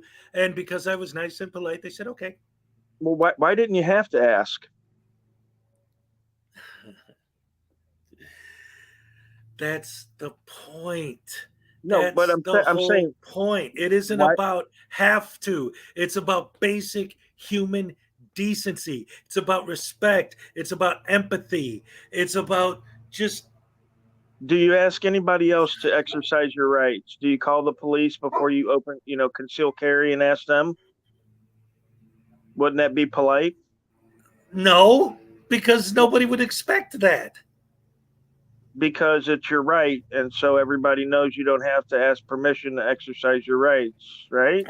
Once again, that's a thing that people do. That's a thing. Walking into a post office and filming isn't a thing except for you guys do it. Walking into a city hall and filming you getting a FOIA request isn't a thing, except for you guys do it. Concealed carry is a thing. That's not something that you For the have to people be, that do it, but for people that don't do it, it's not a thing, right? Oh, Lord. Okay, so when people exercise their rights, it's a thing, except for the people who don't exercise those rights, right? Then it's not a thing. That is not what I said at all. Holy cow. Wow. Okay, so go over what you said again. Okay. All right. Is people exercising their right to carry their weapon, is that a thing? Yes. Is the people that exercise their right to carry weapons, is that a thing? Yes. Okay. Is it a thing for people that don't carry guns? Is that a thing for them? They still have the right to do it. Right. But is it a thing for them, or is it not a thing? Oh my God. Back to the false equivalencies, man. Look. There's nothing false about it. Yeah, You no, said there is. You said me carrying a camera in a building is a thing only for me, right? Auditors. Okay, it's only a thing for auditors, right? Is carrying concealed weapons, is that only a thing for concealed carry weapons owners? Is that only a thing for them? Okay, if you put it that way, technically, yes, that's true. But the whole point you were trying to make, and that I was trying to make in retort, was the idea that, well, if you want to go outside and do something that you have a right to do you have to ask permission to do it? No, but you don't have to ask permission to do what you do either. But, I know I don't. But when you walk in there with the camera and they say, oh, if you want to film in here, you need to talk to the media department. It's like, why can't you? I understand your point. Well, I have the right to do it without talking to them, but why is it impossible to talk to them? Why can't you just do that? Well, because I don't. Well, but then it becomes the opposite. It's like, well, I don't have to just comply with what you tell me, but the person who works there does have to comply with whatever you tell them. No, they have to comply with their job requirements as required by law. Right, but their job requirement is not to kiss your butt. I never said But it if was. they don't, I don't then ask it's a anybody failed to audit. kiss my butt. But if they don't, it's a failed audit. If they don't, then they're acting terrible, and you're exposing their terrible behavior. Yes, if they are not following their job requirements or following the law, like with FOIA requests, then yes, they do get a fail. Yeah, absolutely. So you get when you make FOIA requests, you get denied a lot. What do you mean by denied? Like, do I get all the information I request? Never, hardly. No, I mean the request itself. Like, you get denied the requests all the time. Sometimes I do. Not a lot. What percentage? Like, I'd say probably 90, 85%. 40% denied. You're the bestest, baby. For you to make the request. Not the Right. request itself being denied. Right. To make the request, correct. Okay. So is there ever any other circumstances in those specific situations? Like, has that ever happened in a time when you walked in and said, yes, I'd like a couple FOIA forms, and they just said no? Yeah, actually there was a I don't think it was FOIA forms. I think it might have been complaint forms, but there was a news story where a news reporter undercover into certain police departments in South Florida. I think like 10 different police departments in South Florida, asking for a complaint form. And I think in like 6 or 7 of them, he was denied and actually threatened with arrest. He didn't have a camera on him. The camera was across the street videoing him inside the police department. He did have audio on him. They couldn't see that. It was a big to-do. You should look it up. It's actually quite interesting, the video. So yeah, that does happen quite often. Actually, we were talking, people hate me about Uvalde, but there's actually a lawsuit now in Uvalde from the local news media being stonewalled on record requests out there. So it happens all the time, not just to me, but to actual, what you guys would consider real news media. It happens to regular citizens all the time. So it's definitely an issue. Okay. Now, going back to that idea, that goes back again to the point, and it always comes back around. It's always a circular argument, because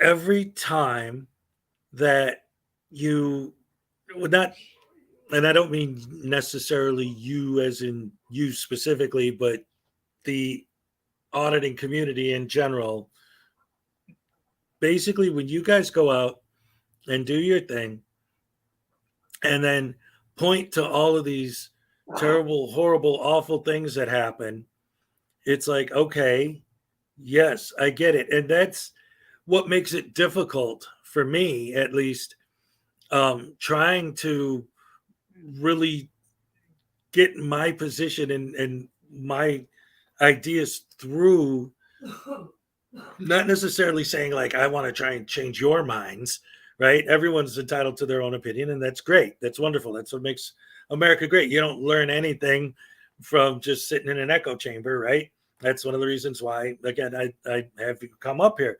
But the problem that I'm trying to express always comes off, for me, it's difficult because you guys will throw this blanket of all these things that are wrong, and you can't disagree. You can't say, well, did you hear about this guy who did this terrible thing? Yeah, that was terrible. And did you hear about that guy who did that terrible thing? Yeah, terrible things are terrible. And I'm not going to say they're not. But again, it always comes back to the same point. What do any of those things have to do with the way you treat people when you're doing your audits, and then always say they're the ones that are treating you badly? But we watch the videos and all we see is you talking about the ambulance and you talking about tell me where it hurts on the doll, and hey, I got salve for your hurt feelings, and all these sarcastic remarks and all this rude crap and nonsense, and not wanting to answer any questions, which technically, legally, I don't have to answer their questions, right? But when you don't, it's like, okay, why won't he answer questions? What is this guy? What is he doing? He won't tell us, so how can we know? Well, I don't have to tell them. But then how can they know? If you don't tell them, fine, I'll admit you don't have to tell them. But then don't act surprised when they don't know what you're doing, because you won't tell them. So of course they don't know. It's a circular. So let me ask you this then. Do you think that I never tell people that I'm a journalist gathering content for a story? That's a non-answer. That's a BS line from the Frauditor script. That doesn't mean anything. It actually does mean something, but are you saying that they just don't like my answer, or that I It's don't a tell them? non-answer. How is that a non-answer? What story? Government overreach of authority is the story I'm always working on. That's the only story I'm working on. Huh? You tell them that?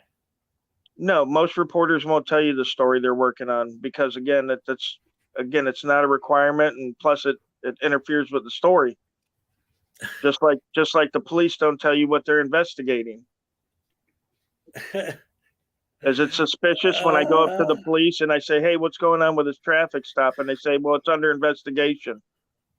Is that suspicious? Have you ever heard of Ironton Auditor? I have heard of him. Have you ever watched any of his videos? No, I have not. All right. So what he tends to do, not 100% of the time, but what he tends to do is if he sees a traffic stop, for example, he'll take his camera out and he'll film the stop.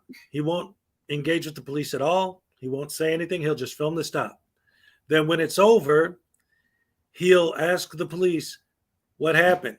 And then they'll sit down and they'll have a discussion. And it's always cordial and it's always nice. And they explain what happened and it's all good. Yeah, that Right? sounds exactly like my last 2 cop watches. So you weren't causing the story. And that's the thing. When you say I'm a journalist working on the story, you are the story. That's not the same thing. Well, journalists won't tell you what story they're working on. Well, I got Hurricane Ian coming down here, right? So if I see reporters out there filming, they don't have to tell me that they're there because there's a freaking hurricane coming. If there's a water main break and there's 1,000-foot tall water spouts shooting out of the ground, they don't have to tell me that they're there working on a story or what story they're working on. Like if there's a shooting at the post office and there's reporters in the post office, they don't have to tell me what story they're working on. Never do they have to tell you. I understand that. But the idea that if there's literally nothing going on, just a bunch of ladies sitting behind their desks, handing out paperwork, or again, most of them are there to say, may I help you? You tell them what you need. They tell you where to go to get it. And that's what they do because they're just desk secretaries, right? Okay, What so is are the you- story? You're doing a story on how they react to someone that reacts rudely to them? Then you're the story. You're causing the story. You're making the story. The reporter isn't going to hit the water main to cause the water main break. Well, listen, regardless of how I treat them, isn't it the public employee's responsibility to act professional? I mean, like for example, when you work in Isn't it a private journalist's business- responsibility to act professional when they're engaged in journalism? I mean, there's no requirement, but if you're an independent, I mean, if you work for someone that like Fox or something like that, they may have a policy that you act a certain way. Like I was saying, me working in the private industry, which I do serving and bartending, I've done it for 25 years. I've been with the same company for 16. So when I'm at work, okay, it is a requirement of me, no matter how belligerent my bar guests are, that I act in a professional and responsible manner. Now, should we expect the same from the people and the public and the public sector, or are they exempt from rising above that and they could just act however they want? Is that right? Holy cow. Like I said, man, I do compliment you on your ability to build false equivalencies. I gotta address this real quick. I got a super chat. Miranda, great to see you, hon. Good morning, Hezokuai and everyone. Thank you very much for the super chat. Anyway, I'm sitting here talking to Rogue Nation, and we're having a nice little discussion where we're actually going back and forth, but we're being respectful and not name calling and all that other nonsense. So I'm letting them on. So it's good. So, all right. In answer to your question, how can I put this? Okay. So I was saying, like with the false equivalency thing, using the bartender example specifically it's insane to think that having a job where you're going to be dealing with drunk people and being expected to act a certain way professionally with people that are belligerent or whatever, blah, blah, blah. When you're dealing it with a bar, that's how people are going to act. But when you're sitting behind a desk in a city hall, you're not expecting people to come in acting like that. And you're not expected to just bend over backwards and do whatever they say because they're holding a camera. Wait a minute. Hold up. Hold on. I got to hold it there. Are you telling me that city employees don't expect to come into contact with irate citizens? Are you really pushing that? No, that's not what I'm saying. What I'm Okay. saying is, Okay. Because we know that citizens go to City Hall all the time irate because of taxes and water. yeah, they have to pay you this, know. they have to do that, and they don't like it. Yeah. Right. So Yeah, so right.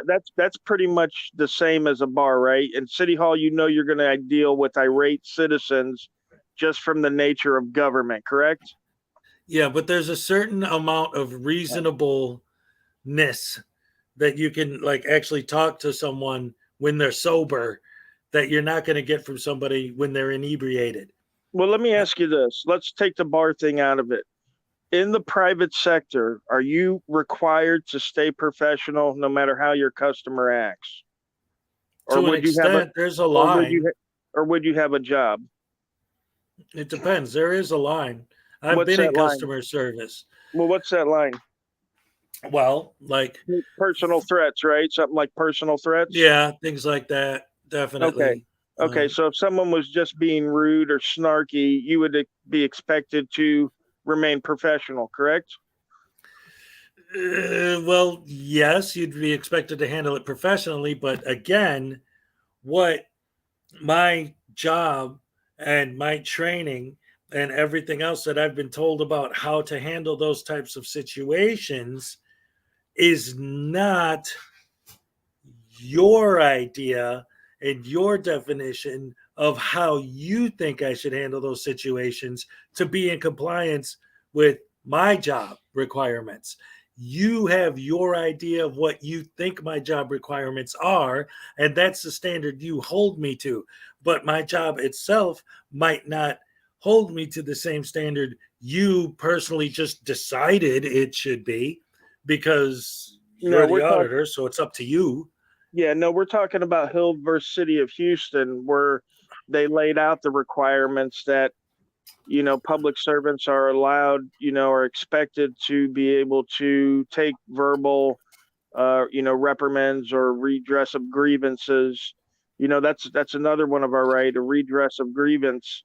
And a redress of grievance, I'm sure, as you know, from the word grievance, is not necessarily going to be I baked you these cupcakes. So in that aspect, would you agree that the public employees have to take maybe a little bit of rudeness or a little bit of snarkiness? You're in Florida, so you could probably look up the Highlands County case. I'll have to get you the it's Colby v. State. Yeah, Colby v. State, where the gentleman was going in and making record requests without a camera, and he was being very obnoxious and very rude. And the county of Highlands passed an ordinance saying that he was trespassed, and he took it to court, and they said, you know what? Rude people still have rights, and they still have the right to get service from the government, regardless if he's rude or not, unless he's breaking a law, specifically is what they said, then he has to be served. Would you agree with the court's decision there? Oh my God! Of course. Listen. Okay, so you agree that even if they're being rude, they still have rights and they still deserve service. But there's always a line. Yeah, we discussed that, like personal threats, right? Okay, so that's an example, but it doesn't have to be just that. Okay, so let's look. Hold on a second, because you mentioned a couple things there that I want to address before we start moving on to something else. First of all, redressing grievances. I actually talked about this earlier this morning on this stream. Blue Bacon said it yesterday, and I was looking at what he said, and it's like, if you walk into a place to redress government grievances, and your grievance is that you didn't like the way the people who treated you when you went in there, you're redressing a grievance of something that you caused. So that doesn't even make sense. So if I go to Longhorn Steakhouse and I don't like the way the people are treating me, that's because I made them treat me that way. Is that the same thing? No, I mean, how do I make someone treat me disrespectfully? If if someone is if the rude to excuse me, is I'm going in there to complain about how the staff treats me before you walk in the door, when they treat you that way, see, that's why I came here, so that I could complain about how you guys are treating me. Like, that's you. If the waiter walks up to you and says, may I take your order? And you say, no, I don't want to order from you. Go away from me and just whatever. Like, that's not the same thing. Everything is always not the same thing. Again, false equivalencies, always. It's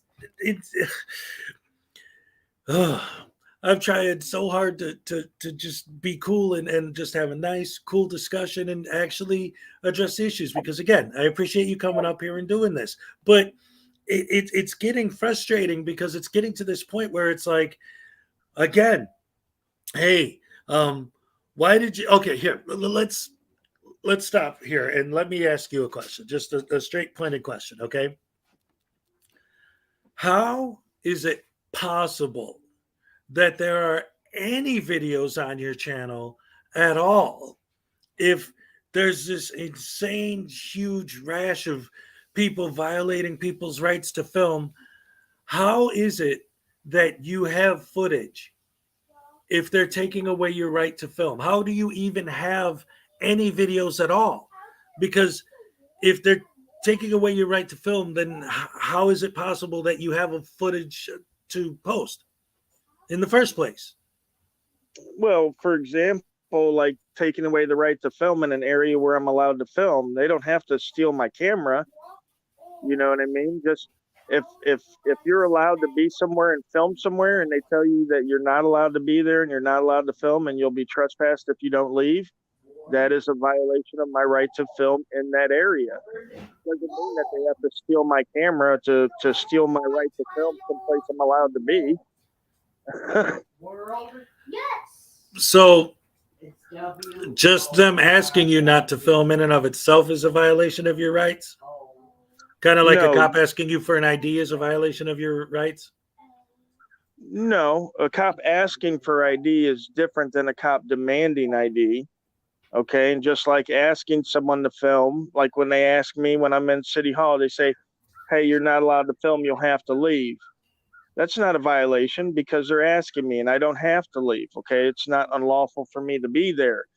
However, when police show up and they say, well, you have to leave this area, you're not allowed to film here, and if you don't leave, we'll arrest you, then yes, that is a violation of my right to film.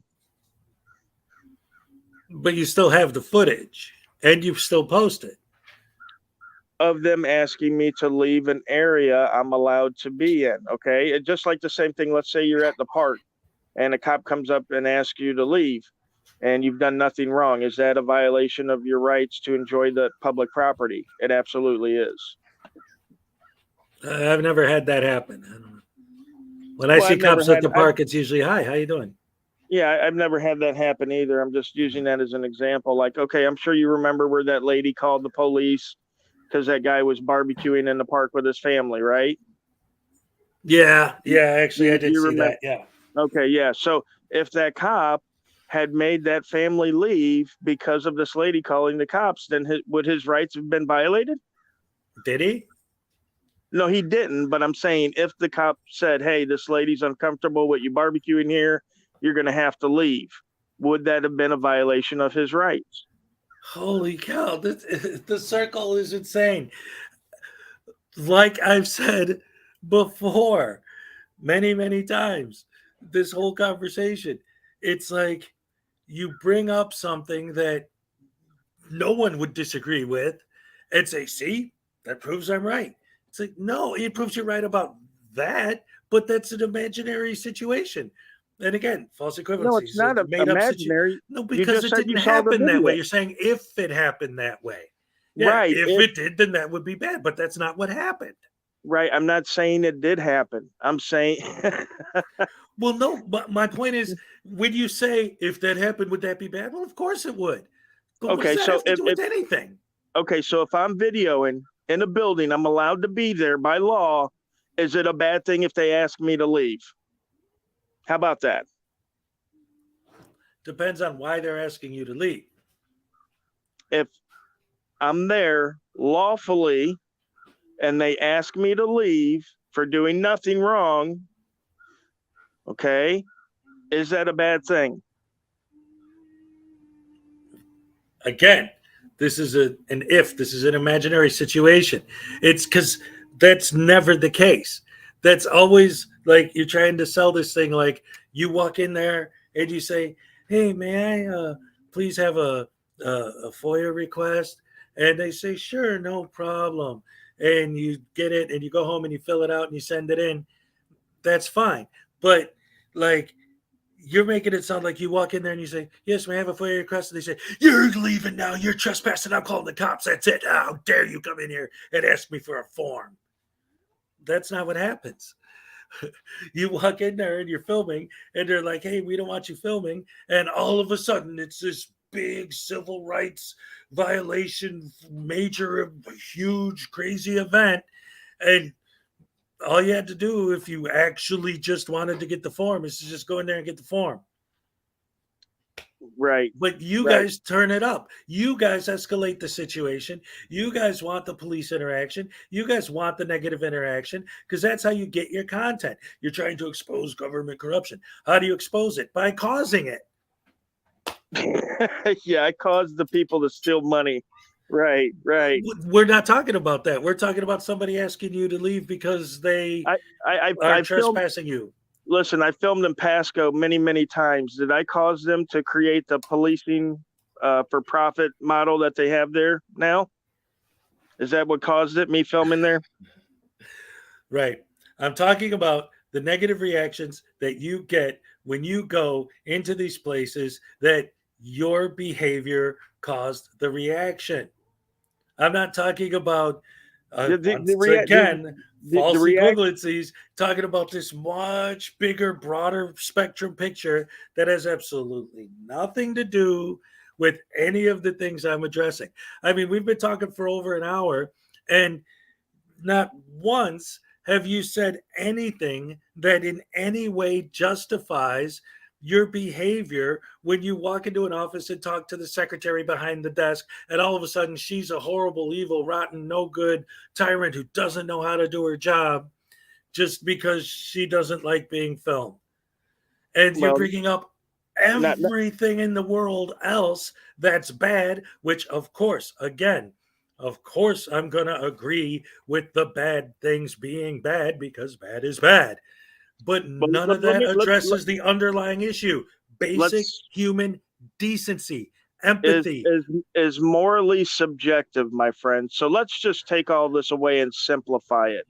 If I go into a building with a camera, regardless of how I act, if it is lawful and legal the way I am acting, okay, is it my right to do such? It is also their right to trespass you. If I've done nothing wrong. That's up to if you just walk into my house, I know that's private property, not public, but just hear me out. If you walk into my house, you don't have to commit a crime for me to ask you to leave. Okay. If you walk into Walmart, you don't have to be stealing for them to ask you to leave. Trespass is not the way you guys try to paint this picture is you can only be trespassed if you're committing a crime. If you're committing a crime, then it would be the crime you're committing that you'd get in trouble for, not the trespass. There'd be no reason to trespass you because they'd have the cops drag you off for the crime you committed. They wouldn't have to trespass you. There'd be no reason for a trespass law to exist if you have to already do something illegal for them to then be able to trespass you. Correct, which is why in South Carolina, trespassing statutes only apply to private property and not public property. So move to South Carolina. I don't need to move to South Carolina. I was just up there last week. The point Or I'm trying. you should the move to point- the- Illinois on January 1st because basically they make everything legal as of January 1st.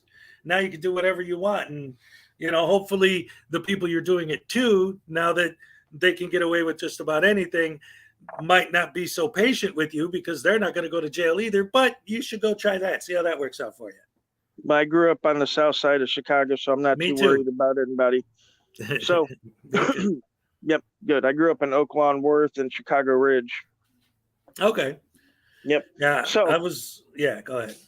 So, basically the point is, and again, this is the court case, Colby v. State, that regardless of how the gentleman acted, okay, it wasn't unlawful and they could not trespass him. This is straight from the court. Okay.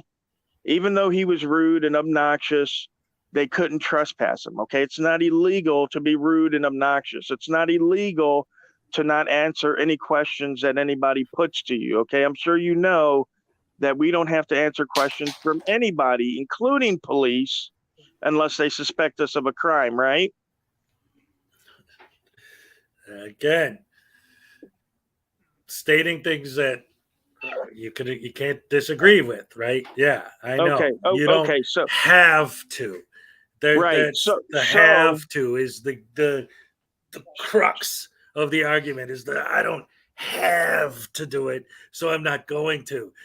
Anything that you say, oh, well, morality is subjective. Well, I don't know because, there are certain standards by which society in general operates. If you choose not to accept those standards, that's your problem, not society in general's problem. Okay. You think society here in America has a set standard of morals? Do you think do you think the Muslims in Dearborn have the same set standards as the Jews in New York City? I mean, they're both part of the U.S. society, right? They're both part of this society, right? So they should have the same morals, right? So once again, mentioning things that are completely unrelated. Well, religious standards. You said, yeah, religious is moral. Moral is religious, right? Moral, religious kind of go together, right? Yeah. Well, it can, but I mean, it doesn't have to. Okay. Well, what moral standards do people that don't believe in religion? They'll say that, well, we have moral standards too. We know better. Like, I think society in general agrees, no matter what religion you are, that you can't just go around murdering people, right? That's not just a religious thing. That's accepted by everyone globally that you can't do that. Right, Stealing, that's a legal thing. standard. Right, those are what's known as common law or natural law offenses. And it's that's immoral. Correct. It has nothing to do with whether it's moral or not. It's illegal. What? Okay. To a cannibal tribe, murder's not illegal. Oh my goodness. Okay, so that's your standard that you live by. Well, his IQ is 60 and he should move to Russia. Oh, that's funny. So the cannibals are the standard by which society should be judged. No, I'm not saying that. I'm saying moral is subjective. Okay, my mom's from West Virginia. The McCoys have a different moral standard than you do. Okay, it's just a fact. The people in the Appalachian Mountains have a different moral standard than you do, my friend. Okay, so let's take this down a notch. Okay, here's the thing. What I'm talking about is when different groups of people, and this is why this is a great country, because we have different people, we have different opinions. We're able to come together as a society and build this great nation based on our diversity, not in spite of it, but because of it. But at the same time, there are certain things that, like, for example, and since you'd like to use examples, I'll use an example. All right. So you got someone like SGV News, right? Mm-hmm. He walks up to someone and he sets up his camera in front of a church. And one of the church members say, "Hey, what you doing?" And he says, "I said about shit, shit." Obviously, that's going to cause some sort of like, wait, what? Right? And then get away from me. And being the way he is, right? Now, if he didn't have a camera, because the camera's like a shield, all right? It's using my Constitution as a blanket and your camera as a shield. So he's hiding behind the camera because there are certain moral standards, certain ways that we deal with each other in a civilized society, that if somebody comes up to you and talks the way he talks, you're going to knock him the frick out. But because he's got a camera there, they don't want to be on film punching somebody out. But that's not like, but wouldn't it be immoral for him to hit him for just talking? Right. But the point is, that's because there's an accepted standard. You don't talk to people that way. You don't do that. There's no law saying you can't. But in the old days, before everyone had a camera in their pocket, if you talk that way to somebody, you'd take a beating. But now you just do it because you can hide behind the camera. Or you get beat up yourself. I know everybody's a tough guy and they think, oh, if this guy ever did that to me, I'd beat him up. Until you actually went to that guy and tried to beat him up and found out he's maybe a 5th degree black belt and he ends up whooping your ass. You go to jail and the hospital. I mean, those are good decisions. When people talk to me, and maybe I learned this in prison, but in prison, people talk to you all kinds of ways. They act all kinds of crazy. They get up in your face. But the rule that I learned was that if you don't put your hands on me, I'm not going to bother, because I'm not going to go to the box for 30 days because you're just fucking running your mouth. Okay. So when people on the street here come up to me and they say, oh, what, fuck this, fuck that, blah, blah, blah, I just fucking ignore them. You know what I mean? And I go on about my way. Maybe I'm more in self-control than other people that get, hurt and offended by words. But that's just how I look at things. So, I mean, that example doesn't really do well for me. My thing is that if people are exercising their right and they're doing it in a legal and lawful manner, they'd be getting arrested. So if they're doing it in a legal and lawful manner, then I can't criticize them. Just like I'm not out there criticizing Westboro Baptist Church. Just like you're not out there criticizing Westboro Baptist Church, because they're using their rights in a legal and lawful way. Even if we don't respect their use of the right, we still can understand that their fucking moral compass is way off, right?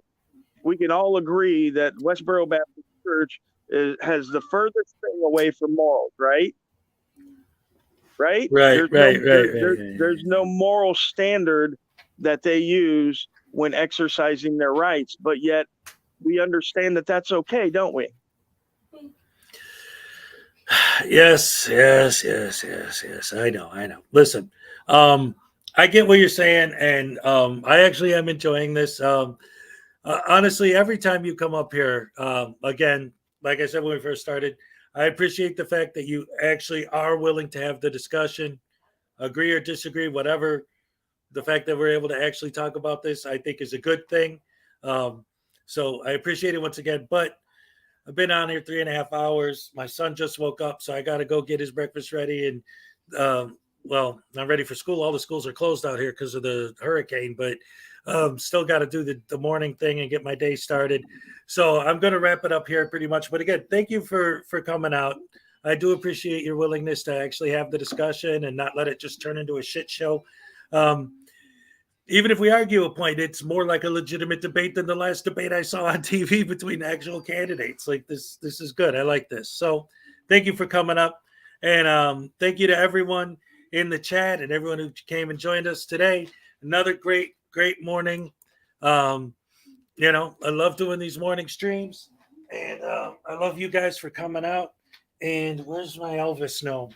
I don't know where he is right now. So anyway, I'm going to wrap it up here. Like I said, thank you guys for coming out. Like I said before, I'm going to keep trying to do these every share, day. and subscribe to Hezokuai. Yes, thank you. Like, Thank share, you and very much. subscribe to Hezokuai. That's right. But anyway, make sure that well, like I was saying, if you don't see me for a while, it's probably because of the hurricane. But keep an eye on my community posts. I'll try to use my phone to keep you guys updated, make sure you know I'm all right.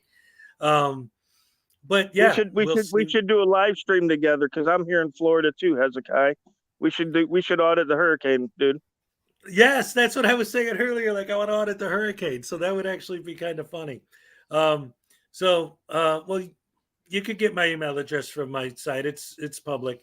It's just hezekiah@gmail.com. So who knows? Maybe we could talk and do something. That would be really crazy. An auditor and an anti-auditor getting together to audit a hurricane. Anyway, yeah, we'll ask the hurricane its name and badge number. There you go. Thank you guys for coming out. Love you guys. And like I always say at the end, oh, yay, yay.